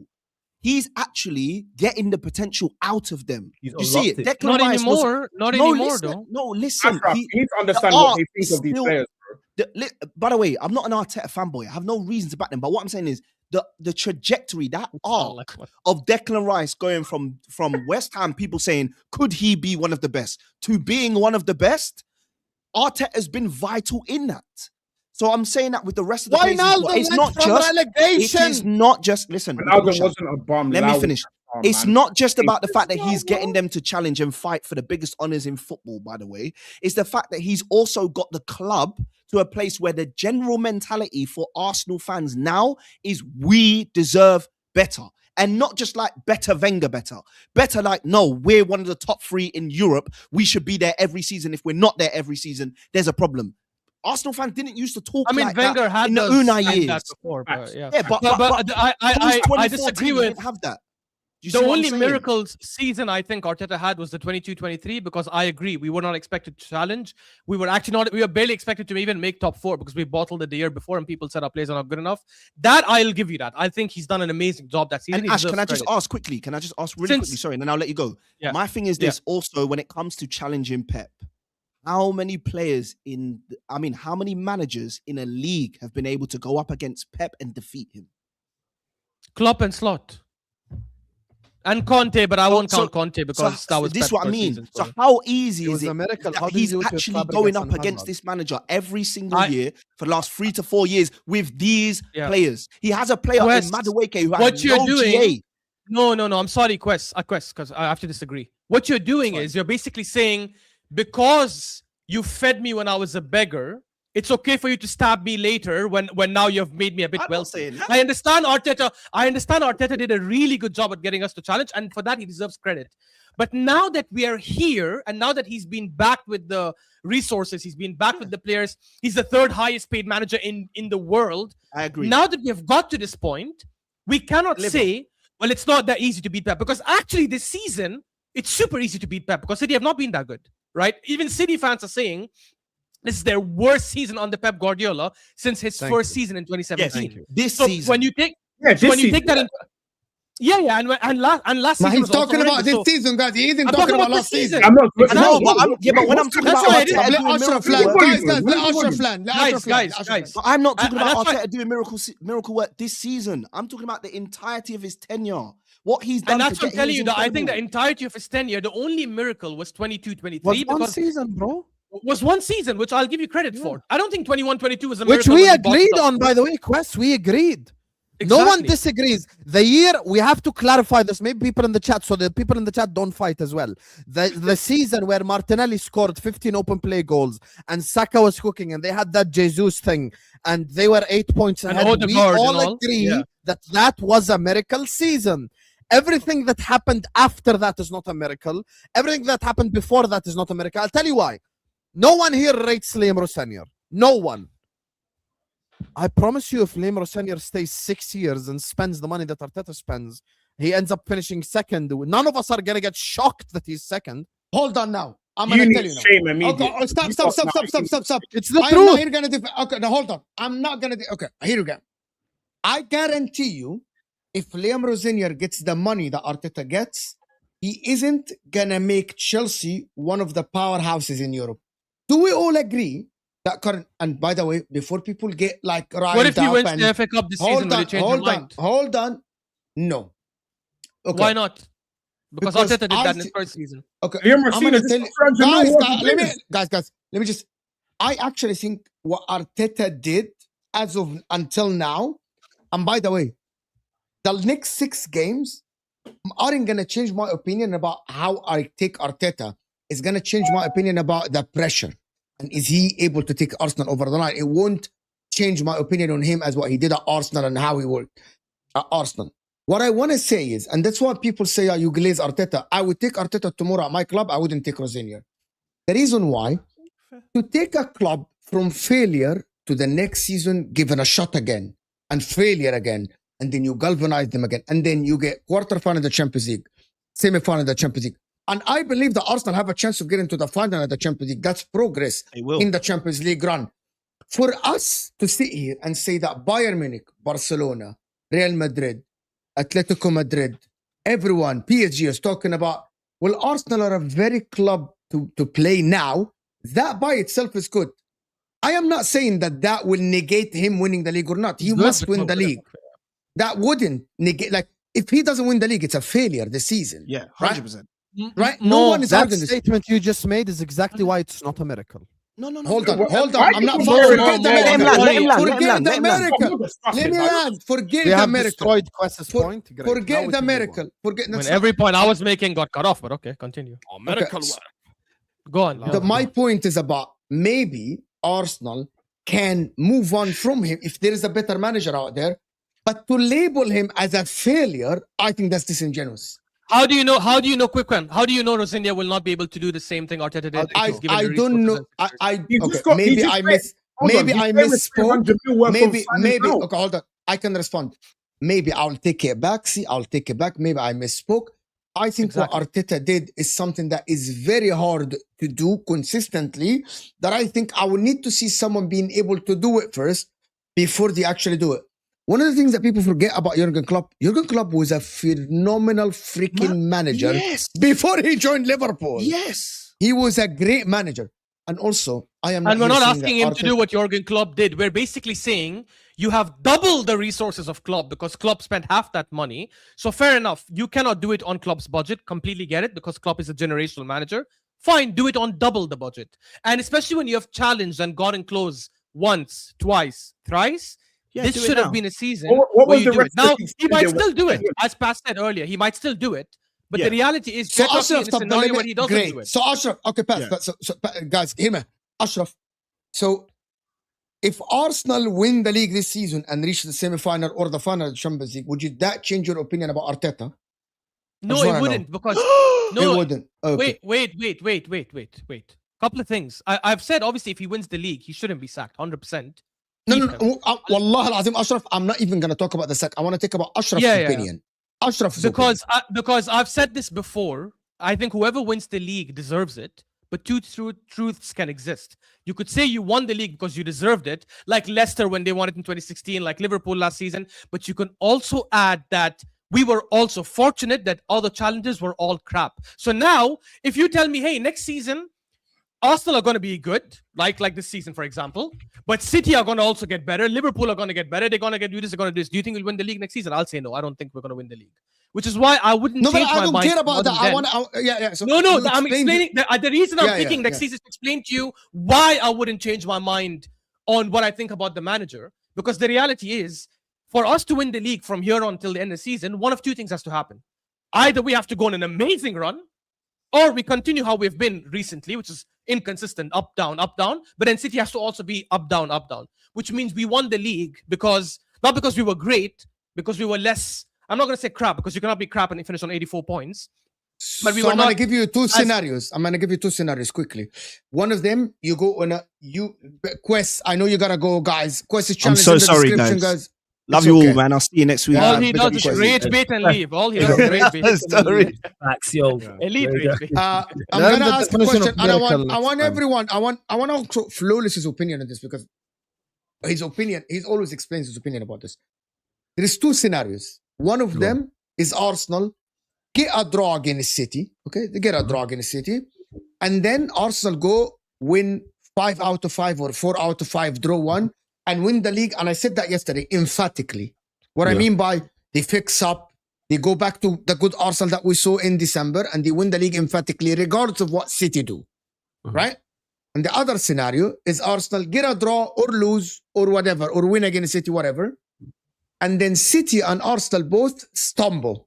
City win a game, Arsenal win a game, City lose a game, Arsenal lose a game. And then Arsenal win the league at the end as well.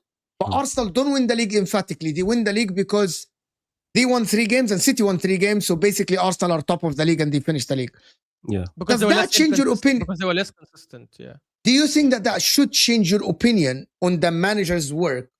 And Arsenal should ask questions about his style, the way he manages everything? Or do you think that Arsenal should still give him the confidence and say, you did your job, you did your work, we're going to give you more money, keep continuing the work you do? Yeah, numero uno, because he's achieved the target. If you win the league, as much as I don't think Arteta is good enough to get them over the line, if he wins them the league, he's proved me wrong. He's proved all the doubters wrong. So therefore, you have to give him credit for that. Whether you like the football or not, whether you like the style, it's not Arsenal and Arteta's fault if the competition is terrible. That's not on them. What Arsenal and Arteta have to do is focus on Arsenal. And if they get more points than Manchester City and they get over the line, you have to give Arteta and Arsenal credit. But on the flip side to that is if you're an Arsenal fan or the Arsenal board, you can look on how it's done. Because just because you won a race doesn't mean you can't improve. And that's where it is, and that's in any sport. That's in any field, any elite field, not just sport, but any elite level sport. Just because you finish first does not mean you don't look to improve next season. Because like Ashraf mentioned, you don't know what the opposition, what the other teams are going to do, what the City do next year, what the Liverpool do, what the Manchester United do, Chelsea, etc., etc. So all of those questions can be asked, but numero uno, if he gets over the line, then you have to give him credit for getting over the line. That was the objective. Arteta win us the league this season. Because if he doesn't win them the league, he's going to receive a whole heap of criticism, and rightfully so. So therefore, you can't have it both ways where he doesn't win the league and you criticize him, but he wins the league and you still heavily criticize him. No, the objective was met. how he got there, like I said, you can talk about style-wise, could you have done it better, etc., etc. But if I'm Arteta, I've got over the you line. are in the middle. You are in the middle. Yeah. Nah, we get in the middle regards to what? Nah, he's again like Ashraf thinks, regardless of him winning the league or not, questions should be asked. No question. Like, I agree with that. Questions should be asked because this should already be wrapped up. But you shouldn't sack him. That's exactly what I said. I want to get past. I want to get past this answer before. Unless Enrique is available. Question. I think I think this question should be asked. This question should be asked of every manager this year. But at the same time, we're going through I feel like we're going through a transitional phase in this league where we're seeing things that we haven't really seen before. Where I feel like every single team in the Prem you have to take seriously, and I don't think next year is going to be different where you're going to see that separation again. I think what you're seeing now is the elevation of the Premier League above pretty much every other league. In regards to, I don't know why I'm smiling. In regards to all of those bottom half teams, they can go to a lot of leagues, go to the top teams and say, "Give me your best player." Whereas I don't think that's really been the case before. Like, for example, Assam keeps alluding back to like, Klopp did it with no money. But what was the other team spending when Klopp was doing that? Do you know what I mean? Not to throw shade on Klopp. No, okay, that's only a team you can name there. Do you know what I mean? But yeah, back to the team we were challenging. Don't get emotional. And United spent more money. You're gonna get emotional, but you're not. Don't get emotional. Look at what more than us, and they're still spending. So the point is, now when Klopp was doing it, there was 3 or 4 of you that could spend. Now it's 20 teams that can spend. You know what I mean? So that's why I say it's really difficult to compare times and different managers and different times that they competed for it, because it's very different circumstances. And at the same time, if back to this season, questions should be asked of everyone. I think questions should be asked of the way we built this squad. I think Arteta needs to ask himself questions of how do we want to play going forward. And I don't feel like. Here's another thing as well. People are looking at the way we're playing now, but then if you compare it to when he first started, there's been a clear evolution, or whether you want to call it evolution or not, there's been a change. So why do people feel like next season that he's guaranteed to play the exact same way, or he's not going to build upon the way he's playing? And for me, that's just a really pessimistic view of a manager, for me, that I feel like we owe some form of allegiance to due to where we've come from. So for me, if I saw this football next season, or like just some of the terrorist things we're doing, I want to keep the terrorism, but at the same time, we're Arsenal. I do want to see a bit more expensive football. I hate that word anyway. So for me, I'm willing to give him another year. However, he needs to win this league. It's actually. But before Ashraf comes in, I actually think that Arteta should exactly keep the same style of play if he wins the Champions League and the league. No, I genuinely believe we should keep the same. Because you've done it now. Also, you just added a different element. You just said if he wins the Champions League as well. That wasn't part of the conversation. Yeah, we didn't say that. Why didn't you just add a whole different ingredient? I'm gonna tell you why. If he wins Arsenal their first Champions League, no, 1 second. If he wins Arsenal their first Champions League ever, and he wants to manage butt naked on the touchline, he can. This guy just added a whole different ingredient. Fucking listen. No one mentioned Champions League. I'm gonna remove you from. I'm gonna mute you. Ashraf, see why I asked the question, Ashraf? Do you agree with me? What? Okay, see why, Assam? You will yell. Do I agree with what? And you did this.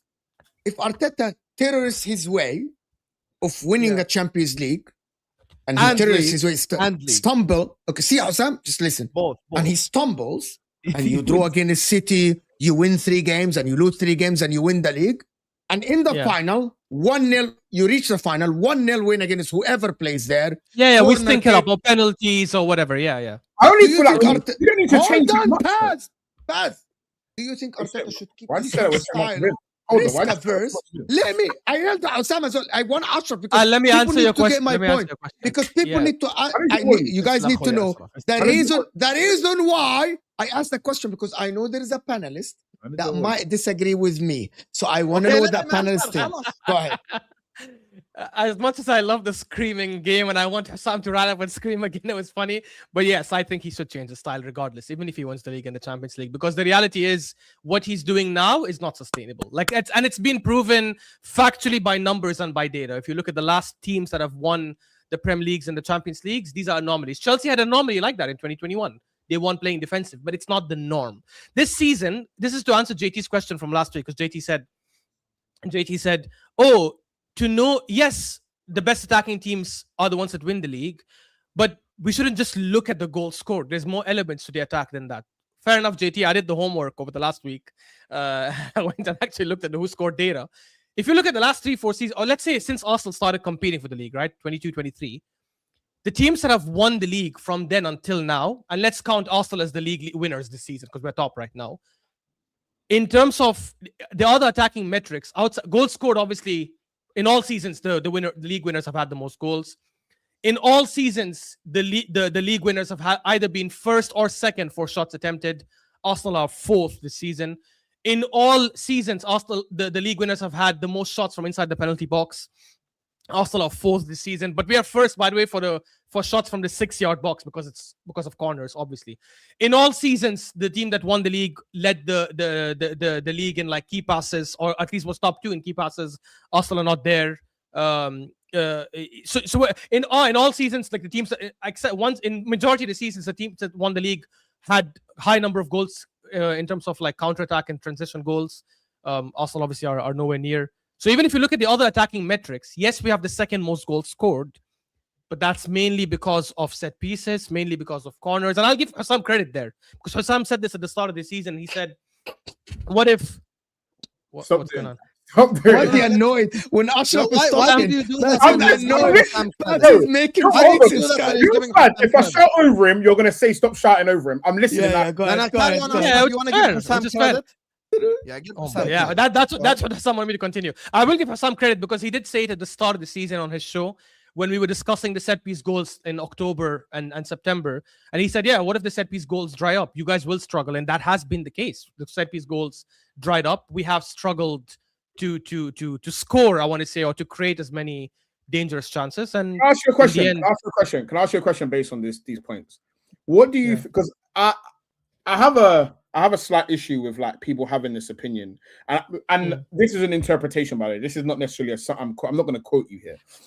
My interpretation of everyone talking about like Arsenal's like attacking problems is as if like we need to move the ocean to fix a lot of these things, and like these other teams have just figured this stuff out. Whereas I really just don't see it that way. I don't see it as the rest of the league is just unbelievably attacking it. We're just miles off all of these people. So my question to you is, where do you think that distance is? In what phases of the game do you feel like Arsenal could actually adapt to close that gap on this attacking lack that we have? So to answer your question, two things. One is, I don't think there's a gap between us and the rest of the league. I think it's mainly between us and City of this season, or Liverpool last season, or City the seasons before. So I'm only comparing us with the very top that win the league. In terms of the other teams, I think the way we play is better than 95% of the Premier League teams in terms of how we attack. And what I was comparing and alluding to is how the best and most dominant teams, not only in the league, but even in Europe over the last 10, 15 years, have played. So the way, what we don't do, that I think they do, which is because of the element of coaching that their managers have instilled in the team, is the speed of how fast we move the ball from the back to the front, how many times we commit players forward and take that risk to leave some players forward for counterattacks. For example, last season, Liverpool had one of the most transition goals, if you look at the top teams. And a big part of that is because there were many attacks where Salah and Gakpo were waiting in attacking positions for Van Dijk and Konate and Gravenberch, whoever, to win the ball and give it back to them in dangerous positions. I think most of the times we only attack from the wings, which is very easy to stop if you don't move it quickly. Because when you attack from the wings, it's easy to overload the wings and slow the game down. Versus some of the best attacking teams transition also from the middle. If you guys remember, like Nico O'Reilly's goal against Fulham this season, when they won the ball and went on an immediate counterattack out from the middle, we don't do that enough, right? And the reason why we don't do it is because we are extremely risk averse. We are worried of if we lose the ball, and I get what Mo's saying about like we like control, and I think that's true. I think because Arteta likes control so much, we worry that if we lose the ball in these dangerous positions, we will have to now run back and defend, and it's an issue, and we don't want to give up a lot of counterattacks. Saka said it last year. Saka, after the PSG game, said, we're all the attackers at Arsenal are attack-minded players, but because of the manager's instructions, we have to defend, we have to do this work, which is fine. You do have to defend in a game, 100%. But I think I don't know how to use, this is probably going to sound crazy. I think we over-defend with our wingers, in my opinion. I think the fact that we have... There's a balance to be struck. And you know what it is? Exactly. I wanted to ask you that question because I wanted to see if you was just going to say some bullshit. But so what I've heard from you is actually the same opinion as me. and most of it comes down to transition and speed in general. And I don't. Yeah. So for me, yeah, what you've described. You're gonna kiss each other because they're gonna kiss each other or something. When the stream cuts off. So for me, yeah, I don't think the distance from where we're at to fixing those problems that we just discussed is a crazy distance and something that can't be changed in one preseason. So for me, and also at the same time as well, it's something you have seen from this exact Arsenal manager and some of these exact players. So for me, so for people to just drop Arteta and say, no, this is what we are now after 1 year of it, for me, it sounds really, really pessimistic and Arsenal fan-like, if you want to say something, to just completely disregard what you've seen before, and maybe it's him trying something else to see what he can get over the line. And for me, like, he's top of the league. You can't say it's not necessarily not working until it's failed. And next year, what we have now is you've seen him master one thing, the shithousery and terroristness, and before that, you saw him do really well in transition. Next year, let me see a mixture of both. Let me see a balance. But can I push back on that, Baz, on just a couple of things? I do agree with your overthink. Can it be changed? 100%. This is why every week when I come on the panel, when I come on the show, I keep saying it's on the manager. It's on the manager because he can fix it, because we have seen it before. We've seen it 22-23. We've seen it in the second half of 23-24. What I will say, though, just to push back on that, and maybe you guys can convince me otherwise, and I'll happily accept if you guys can give me a logical reason for that. I've never seen a manager have a certain philosophy or style at the top level when they're challenging for the league and change it ever. I've been watching football since 98. I've never seen a manager. They might tweak something. You have. But who? Arteta. His philosophy 3 years ago when he was challenging was not the same as now. No, but that's what I just said. Because 22-23, we weren't expected to challenge. We got into the season thinking of top four. So the pressure was way less. Just saw Pep do it. All of these lot, by the way, I can't speak for my man, but Hassama Mo, these frauds, they were bred in Pep for the way he changed this year and changed his philosophy. So you've seen. He didn't change though, right? He just made a tweak of. I think he just made a tweak. He didn't change his philosophy though. He played very, very differently at the beginning of this season. Ashraf, in the middle of the season, literally, which is proved that. Okay, I'm gonna tell you. I'm gonna tell you. In the season, there are some games in the season. He literally had the least position against Man United in the history of his time. Wait, but that's some games. Ashraf's on point with what he's saying. He's saying he tweaked guys, it's not overall change. No, he changed it. Guys, you would never see Pep Guardiola at home against Bournemouth, letting Bournemouth pass the ball at halfway line without even touching. Another example. I've never seen. It doesn't matter about. Okay, hold on, Habibi. Ashraf, tweaking is changing a little bit of where you attack, sides or center. Changing to go back defensive and be compact and defending in your area. You know why you're wrong? Completely different approach. Because a couple of months ago you said, look at City in the league. They're third or fourth for possession. That's never been the case over the last few years. And now they're first with 60.3%. Hold on. Mahonta, you didn't let me finish. But then Pep Guardiola, once he found the combination of players and the way he plays, he went back to play the same way he wants to play. That's my point. You see the point. Once he found Shirky in the 10 and Rodri came back to a little bit of form and the winger started performing, he's like, fuck this defensive thing. I'm having the most position.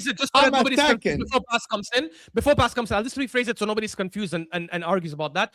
I think no manager changes his style for the whole season or for majority of the season. I think you will still have the same style for majority of the season, but you might tweak, which is why I like that Arteta is adaptable in some games. I like that there are some games where Arteta can be a terrorist and some games where, at least in the past, where he could go possession, press, all that stuff. But I'm talking about majority of the season. Hold on. Let me reply to that. So Pep, for example, this season, I think he has changed it for the majority. And I think you can look at one player and for an example, and that would be Haaland. First half of the season, I've never seen Haaland run that long of a period for a long stretch of game since he's got to Man City. Most of his shit was it will drop to him in the box. Whereas for the first half of the season, how many transitions did you see Haaland on? You've never seen that before in your life. It was literally Haaland, please God, hit him on the transition, long ball. How many times do you see Haaland run from the first season? They did that. It's the first season. You barely ever saw those Haaland goals before. I can name you 5 goals from the first season where they played the transition. This year, you've never seen that. You've never seen Haaland have that much fun in a game over 4 or 5 months than you have in the beginning of this season. You cannot. You don't think the first season he was scoring a lot of transition? Any Man City fan would say that the beginning of this season they've seen their team play like that over the course of a few games ever. While Pepper's been there, it was very, very different. And all of these that were breading him for adapting. Me personally, I thought it wasn't going to last. But at the same time, I do agree with your overall point that I think all managers should have a certain philosophy that they revert to. But at the same time, we also need to understand that the managers you're talking about, these are managers with 15 years in the game. We don't know Arteta's final philosophy yet because it's his first job. So for me, until I actually see like 3 years of this is what you do, I can't say this is Arteta's final form because I genuinely just don't know yet. Let me do the super chats because I want to get through them because there's some related to what we're saying. Why are most people on YouTube demands instead of being supporters? High standards for all teams would make 99% of all supporters losers. We love the game. We're just winning, not just winning a trophy. Do you agree? Yeah, we all agree, but standards are different for every football Flawless club. disagrees. Successful standard. No. 1 second. Standards go are on. different for every football club. Yes. Successful standard for Crystal Palace might be win the Conference League, but successful standard for Coventry City next season is stay in the Prem. So standards exist at different things. If I were to say Michael Carrick should win the Premier League or he's failed, then what you're saying is true, but no one is saying that. Huh? Like that's what it is. And in regards to it, it's not just content creators talk to most fans. They'll have standards. If you're an Arsenal fan, if you're Chelsea, if you're Liverpool, if you're City, if you're Manchester United, the aim is always to go and win the league. Not necessarily in that season, but it's about making steps to go there. All of the clubs I just mentioned don't spend the big money they spend and big wages to go and do these things. But like Hassam just mentioned, it's different for everyone. If you're talking to, I don't know, this season, if you're talking to a Palace fan, if they get into 7th, fantastic season. If Bournemouth finish 8th, phenomenal season for them. Everybody's expectations different. Yeah, go on. And the funny thing is, Flawless, even if you ask the players and the manager internally, like Arsenal or City or whoever, their expectations is also to win. And I think expectations, in my opinion, should be relevant to the resources and everything you have. For example, if a club charges the most money for tickets, if the club has spent a lot of money, if the club has bought a lot of players and pays high wages, then that should come with the expectancy of winning things. But if I'm spending 100%. Sorry? The ticket price thing, I 100% agree with. If you charge the most for ticket prices, you better win some. Yeah, exactly. Which is why when Spurs were charging some of the highest ticket prices, we're like, bruh, why? And they won 17th last season in the middle of the season. The highest prices. That's it's fucking crazy. Actually, like we are middle of the season. Spurs was 17th, and they raised the ticket prices on people for the season. Do you know why these Dortmund fans and all, like, while of course they want their club to win, I get it, they want their club to progress, but they don't go crazy because they are paying peanuts to go watch their club because it's a different community and culture there. If you're charging me an arm and a leg to buy your jersey, to subscribe to watch TV, for the ones in the stadium to go to the stadium and pay all that money, way more than the other Premier League clubs, okay, then I'm expecting something better. They can also get tickets as well. Yeah. You know what is a miracle? You know what is a miracle? Slot speaking post-match confidently about next season with new signings, like he won back-to-back titles and won FA Cup too. I think that part is crazy. Him losing 4-0 and at home and confidently sitting in a press conference and talking about, next season we can get better players. Who the fuck do you think you are? Like, who the fuck do you think you are? Who gave you that entitlement to talk to? Are you saying it as a joke or are you being serious, Mo? I'm being 100%. Habibi, so after a game like this, you should. After a game like this, you should. I'm gonna tell you. Apologize to the fans. Apologize to the fucking fans. Was he asked a question about it, or did he bring it up on his own? I don't know.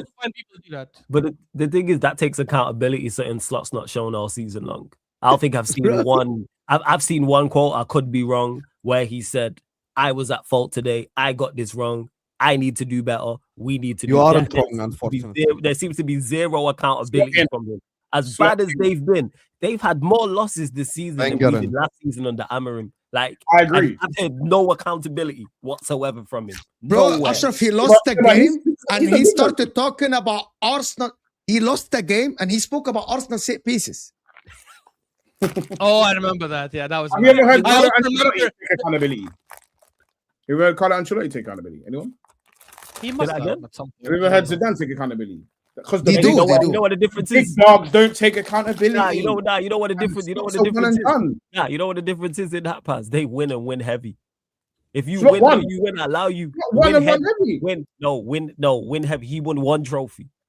How He's many had one trophies? season. I will say, Okay, Baz is rage baiting. I'm headed Oh, out. I'm you not. guys. Hold on. How can a man go No, one? I'm not goal? gonna hold on. I'm gonna go Out. eat before my watch along. See you later. Got no You respect. get me? I will 3 out say of it is. 10 rage bait. 3 out of 10 rage bait. Big up, I guys. will say Slot is like a bit arrogant at press conference because I remember when they lost to Crystal Palace, that was the first loss of the season, and he came out saying, because they asked him about what went wrong and stuff, and he's like, what went wrong is that last second there was no time, and for whatever reason we decided, and he's like, no, sorry, not we. One player specifically decided to go on the attack and leave his man, and that one player made that mistake. And obviously, he was talking about Frimpong. Everyone could tell he was talking about Frimpong because it was Frimpong that made that mistake, and he benched him for many, many games. I think that's stupid. I don't think. Yeah, it's stupid. Let me read this. Empty say, Dan Potts mentioned before, if Arsenal won the Premier League, none of the players will be in team of the season this season. Did he say that? That don't sound like Potts. I don't think he said none.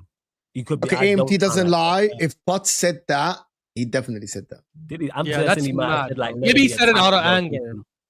Yeah, maybe he said AMT, Emotion. but I'm just to respond to this. I think Declan Rice will be in team of the season. I think Gabriel, I think Saliba will be team of the season. I think Saliba. Timber will be. I think Timber. Timber will be team of the season. I think Raya, there will, Raya, Raya. probably. I think there will be at least 5 players, and I know they're all defensive players. Yeah, that's why I said. But that's the nature of the beast, you know. That's the nature of the beast of Arsenal now. It doesn't matter. It's 5. Never know. Gyökeres might be in there at the end of the season. If Arteta's doing miracles at Arsenal with good players, then as per Mo, I didn't say it was Quest. Foden is an average to good player and not a great player. So Foden winning PFA of the season was a miracle work from Pep. That was Quest rage baiting. I actually, was I actually think that what Pep did with Foden is a very talented player, which is different. If you're asking me, Foden, all the Arsenal attackers, bar Saka, Foden is way more talented than all of them. So it's not a miracle Foden's to get more talented Foden to. Okay, you can say whatever, but it's a debate. Maybe I would agree with you, but Zayn, just to let you know, he's ballers just FC to- mode. That's why he thinks that. So go on, you went. to answer you, Hey, Zayn, guys, the simply. comment clarified. The Jack, comment I- clarified. Just to defend Dan Potts, he did say attackers, not other players. So All right, flawless. okay. I know Potts well enough. That's why I said it. It don't sound. Okay, it didn't sound like attackers. that. So Not saying he was- attackers not then. saying Ant was lying. Yeah, I think fair he enough. misheard him. Attackers Which is is fair absolutely enough. true. None of One the would get. attackers. I think Arteta could be considered a miracle worker, considering he's about to make 4 trophies disappear. That's a good one. Hey, Mr. Perfecto. Hey, you know what? Well, Hey, you know what? is it considered online? Like someone asked that question. Is it considered really a quad if you bought us all 4 competitions? Is that? Technically, it is. Stop. Technically, it is a quad. But let me ask you, Mo. Do you still have Arsenal winning the league? I am now leaning towards City. You're a fraud. You're a fraud, bro. You're a fraud. And when did this lean towards City start? Let me know. Like, what was Just I think the board was lost. I'm gonna tell you because, and it's very simple, by the way. Go on, City I'm in the last momentum shift is a big thing. I'm not saying the Arsenal aren't winning the league. I'm saying if you're asking me percentages, it's 55-45 in favor of City. The reason why, over the last 3 games, City played Chelsea, Arsenal, Liverpool, scored 9, conceded none. Arsenal lost to City. Okay, I give you that. You lost to City in the Carabao Cup final. Come back. I think if they won against Southampton and they won against Sporting Lisbon, that would give them momentum that even the loss against Bournemouth might have affected them, but we could have said it's a blip. But the performance against Southampton, yes, you won away, and then the performance against Bournemouth, and the fact that Arsenal, when they played against Bournemouth, Arsenal, for the majority of the game, they weren't in control of situations. Like normally, when Arsenal lost games this season, they had the most position, they kind of had shots, they had corners, and then keepers save. I didn't think that Arsenal were in control for any part of that game, which is a worrying sign. And the fact that Arsenal go away to City, that gives City the upper edge. I'm always consistent about this. If two top teams going against each other and you're playing at home, that gives you the upper edge. Whoever you are, Atletico Madrid, Barcelona, Real Madrid, Arsenal, Liverpool, Man United, it doesn't matter, right? And the fact that Arsenal are going away to City, it gives City the upper hand, right? It gives City the upper hand. Yeah. And the fact that City, if they win that game and they win the game in hand, they're equal to points. Okay, that puts in and the immense pressure on Arsenal. And I said that, and people think that I'm being disingenuous when I say this, and I will double down. Sorry, guys, I will do the rest of the super chat. No, this is actually, even though City must win the game, like the team that must win is City, and Arsenal have two possibilities, and City have one. Arsenal can go into the game draw or win, but City must win. I think going into this game, there is immense pressure on Arsenal, and there is very little pressure on City to adjust anything. What I mean by this, City can go into this game, perform the same as they performed against Arsenal, Chelsea, Liverpool, and they would have trust in their work to win them the game.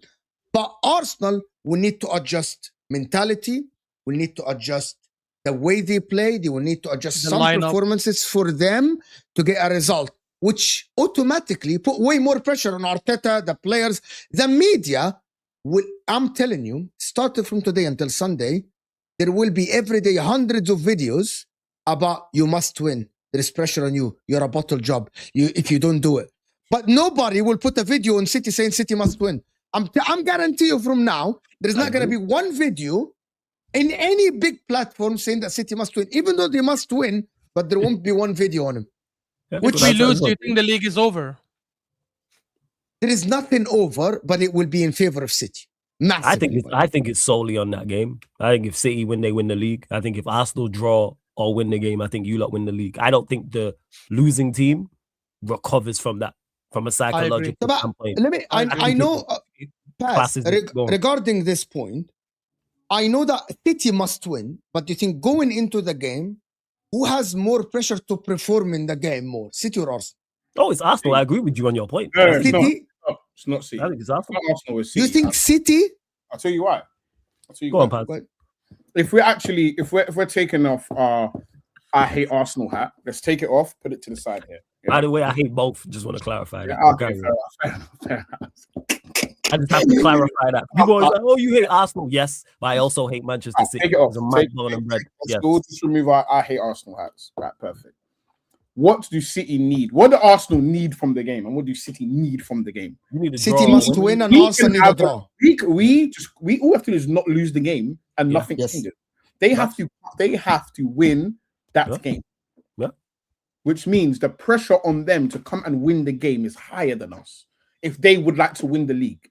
At this point, yeah, where I find it hilarious that people are why are Arsenal not this amount of points? We actually spoke about this before, bro. Why are Arsenal not this amount of points? Why is it not 10 points clear? Well, if we've tripped up this many times, why are they not 10 points clear? If they got the best manager, the best striker, the best forward line, the greatest team. Hold on. That's just, I promise you, Ashraf. You was in the comments when we had this conversation, I remember. Yeah. It's just your opinion. Not the if we're going basically off of everyone's opinion. This is and the pressure doesn't come from a logical thing. The pressure comes from people's opinions. So if the general consensus is that City have a better team and a better manager, and they just spent 500 mil, why is the pressure on? When do you think that changed? When do you think that opinion changed? I don't think it ever January. I think people say no. Pass. I was doing shows everywhere in the summer. Everyone had Arsenal as the second best. Okay, for argument's sake, let's say Jan because let's say Jan. Let's just say Jan for argument's sake. It's still been 4 months. How many points have Arsenal dropped in that time? This has been our worst period. It's the second half. So how is it Arsenal are this shit and our only part of our team that people would take is 3 of our defenders. They're even starting to rub our goalie out. They're starting to tell me Declan Rice is a fraud. Why is the pressure on my bummy team and my bummy manager? You know this why? Doesn't even make sense. No, I'll tell you why, Pats. Because you lot haven't won before. If it was flipped, then why are you expected to win now then? Let me land. Because if it was flipped and Arsenal had done what City had done and won 4 in the last 5, then the pressure would be on City. When you finish second 3 times in a row, and people look at least 2 of those 3 seasons and say Arsenal should have won the league, that mounts pressure. Because if you lot win the league, the thing is, if you lot win the league this season and then you're in this situation next season, there's less pressure on you. Okay, let me pose a question to you. Of course. What other life scenario, does the pressure fall with the person who hasn't done it before? If I used this analogy before, if in the 2012 Olympics where it was fucking Usain Bolt and let's say it's Usain Bolt and Johan Blake was retired by the final, who's the pressure on? It's Usain Bolt. If we go to, it's just football. I promise you. Go to American football. If you go to NBA, if LeBron's in the final because he's won the final, who's the pressure on? LeBron or the other guy, or whoever. Wait, whoa. It depends. If there's someone who, if there's someone who's regarded, I'll clap back on the NBA. It's always on the person. So let me hear a response. It's good. It's a good response. It's a good question. I got responses. No. In regards to the NBA side of things, if someone is regarded as a serial bottler, once they get to there, they're automatically 99 times out of 100 going to be the person with the most pressure team-wise. So you mentioned LeBron, so let me go past. You mentioned LeBron James. I'm kind of thinking NBA terms because I'm not that. I watch NBA, but I'm a newbie to it. Like if there was someone who's regarded as a serial bottler, so someone who had lost 3 finals in a row, got to the NBA finals and had lost 3 times in a row, they faced LeBron in the 4th. LeBron is always under pressure. But let's say, for instance, it was, even though he's won, let's say it's KD, even though it's not KD. KD had lost 3 times in a row with the same team, same coach, NBA finals, 23, 24, 25. When he goes to that 2026 final and he's facing LeBron, KD is going to be under the most pressure because you've lost 3 times in a row. Of course he is. It's not. There's been loads of teams that have nearly done it. No, but not 3. No, not 3 times. And they've always had the most pressure. No, they don't. Because Shaq nearly done it loads of times. Kobe nearly done it loads of times. No, tell me 3 times. It was never known. This bottle of thing is that's not the case. This is a unique case. Tell me an NBA team that's lost 3 times in a row in the finals. I'll tell you for free. I'll tell you for free of charge. I don't know. Answer my question. Hold on. I'm about to go to MJ. I am about to go to MJ. When MJ was getting slapped out every year, there was no MJ has to win it this year. When LeBron was losing finals upon finals, it wasn't, oh my God, LeBron has to lose 3 in a row. There was pressure on him, yes, but did he lose? Did any of the? I'll ask you the question again. Did any of those play? You mentioned LeBron. You mentioned. There's loads of serial ballers. LeBron is known for being. No, he is. But has he? And people criticize him for that all the time. They didn't call him a bottler. I'm talking about people criticize LeBron all the time. Because so hold on, can I get this straight then? Can we get this? Is this bottle of thing point? And here's the difference. Okay, I don't. No, but Spurs were called bottlers as well. Guys, I just want to get this straight. So, Paz, you don't think there is pressure? Okay, you don't think there is pressure on Arsenal to win the league this season? No, of course not. It's not what I'm saying to you. I'm not saying there's no. That's pressure. what it comes across. Okay, let me make it very clear. I'm not saying there's no pressure on Arsenal to win. That's ridiculous. What I'm saying to you is, as Flawless and I understood, but most trying to rage bait you now. Yeah, he's a troll. But that's why he changed your statement from there is less pressure on Arsenal to there is no pressure on saying there is no pressure on Arsenal. He's a rat. That's what he is. We all know Mo's a rat, but I'm going to address him nonetheless. The point I'm making here is I think there is more on City. I know, and that's fine. But what I'm saying is, if it should be, I'm not saying there is. But what I'm saying is, if you lose 3 times in a row in a final, once you get to that 4th, the pressure is on you because people are like, "You've been here before." This ain't Arsenal's first time here. That's why NBA team. There's no NBA team that's lost 3 finals in a row. I can explain for me the bottling thing is multiple things that have come together and formed it. So for example, 22-23, even though I don't think we should be criticized for that season because we were not expected to challenge, but then 93% of the season leading the league and then losing it after being 5 points clear. Even though that was banter at the time, I don't think that's a bottle job, but I get why it started. And then next season, Liverpool lose. We just need to beat Aston Villa to go top of the league and hopefully continue winning our games. And the league's in our hands. We end up losing it.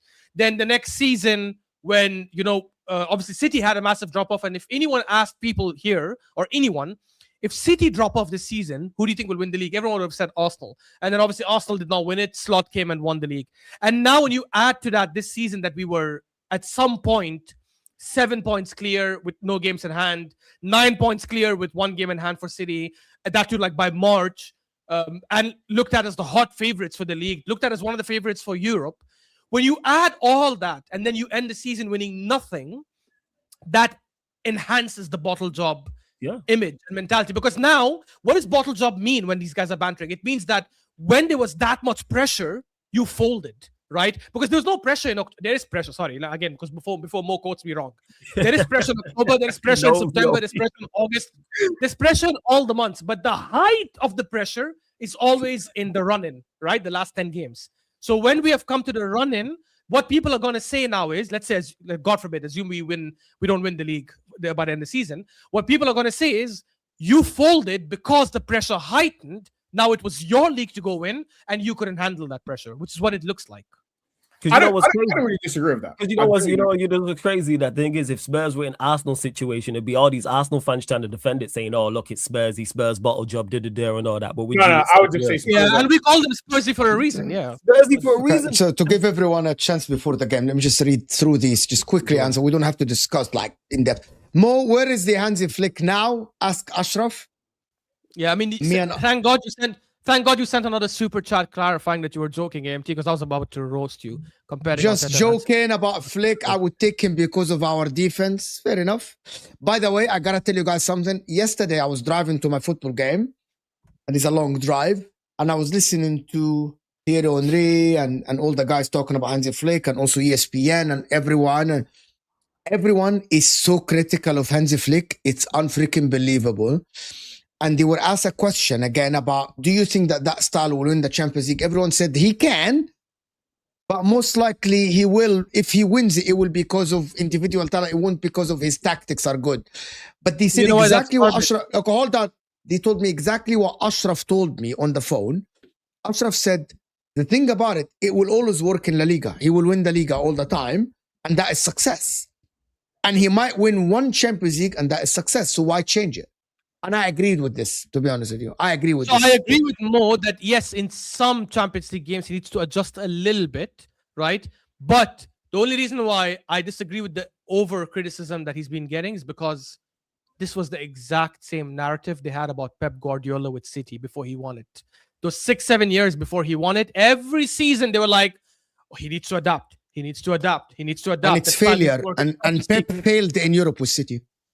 And he didn't fail because he eventually ended up winning it. But until that moment, winning it once, okay, it's equivalent. Winning it once with City is equivalent to if you have the best team in your league and you win 1 out of 4 or 5 times, which is what Inter say about Inzaghi. Team in Europe. Oh, ya Allah. I think he underachieved. I wouldn't say underachieved. Okay, hold on. I will change it. Flawless. Changing his opinion. Whoa. That's why maybe you're a better YouTuber than we're more experienced, right? Don't do That's that, why man. He underachieved. He underachieved. YouTuber, don't try it. Don't even do that, yo. Like, don't try it, man. This guy, don't even try it. Do you know why those challenges? I only think he underachieved because in 3 of those seasons, or at least 2 of them, he got knocked out by Lyon and by Monaco, which is why I'll say a team like City should not have been knocked out by those teams. But all those other times they got knocked out by... Sorry? Did he get knocked out by Spurs as well? And yes, and Spurs when they lost. And didn't he slaughter Real Madrid for 170 minutes and decided still to just shank the bed? Wait. Let's not get into the Pep Ford narrative because I've got too much. Ashraf, Allah, Paz is gonna go for it. Paz is gonna go on like a mad one. I'm saying not. Ashraf, there is 30 minutes until the game, and I kept you guys for long enough. Do you know why those challenges were crap before those non-challenges were better, coach? That's why there were so many upset results. I'm sorry, I didn't understand the super chat. He's probably talking. He probably when did he send it? The super chat when we was talking about something else. Big up. Do you know why those challenges were crap? Because those non-challenges were better. I don't remember. He's talking about this season. The reason why City are bad, Liverpool are bad, and all the stuff because the non-challengers are good now to take points, and it's not easy for you to win any football match in the Premier League. That's fair. No. Like, why hang on. Why are people saying it like if Arsenal lose, Arteta should lose his job? Is Manchester City not good enough team anymore? Is it all stupid to hear for me? When hasn't City ended the season strong? Except last season, even last season they ended it strong. It's because City haven't been at it up until recently, and the situation Arsenal are in, like that's why Arteta should win the league. And we had a cushion, and we spent a lot of money, and we have the best squad in the league. All of these things get into it. And you know what? I don't care what other guys are saying. I'm sticking to my opinion because I can go player by player and tell you how we have better attackers. I actually think City's attack is overrated. I think they only have Haaland and Semenyo. No, we're not gonna do it. All the other attackers are actually not that great. Okay. Listen. This is my This is my stream. I've seen the show when you try to do it with Nathaniel. You're not going to do it. Listen, I got nothing to I will do. be putting more I will leave here. I will leave here and watch the game. I know Pass's tactics, bro. Go on, finish. I'm just saying, you said you're going to do it, so do it. Be a man of your word. All top clubs spend money. Why should your club demand to be different? All top clubs don't spend the same amount of money. There's a huge difference between spending 100 million. Are you going to let him do what he wants to do or not? Because he wants to go through the players quick. He'll do it very quick. So that's the difference. Spending 100 million and spending 350 million is different. Also, two teams can spend 100 million, and who they spent 100 million on could be very different. If I spend 100 million on 4 or 5 proven players, and I spend 100 million on 4 or 5 unproven players, the expectations ain't the same. Also, what's my squad already? Like that, there's so many variables into this. How much have you spent this? How much have you spent this year? 250. Was it 250? 250, I think. You know, the money in this league is disgusting. 250, and have we had the front three? Wait. Here the thing is, have we had 250 million worth of improvement? Yes. So it's money well spent. I'm not saying this. I'm just saying everyone spent over 200 is mad. How much is your the front three, guys? The front three. By the way, the front three versus Sporting is Martinelli, Gyökeres, and Madueke again. There's nothing else to play though. There's Daumen. There's Daumen. Play Daumen. Play Daumen. What are we doing? He doesn't. Okay, he doesn't start against Bournemouth. Fine. He doesn't start against Sporting. Fine. Why isn't he starting now? I get he's 16. I get and he also has Trossard is available, guys. Trossard is available. I guess no, but Trossard also started. How about the guy that cost 50 mil just fucking stop kicking the ball off the pitch? How about that? Crazy. How about the guy that cost 50 mil just pass. I'm gonna say this with all due respect, right? With all due respect, there are sometimes, right? I have to tell this to my team when we play. There are certain players, right?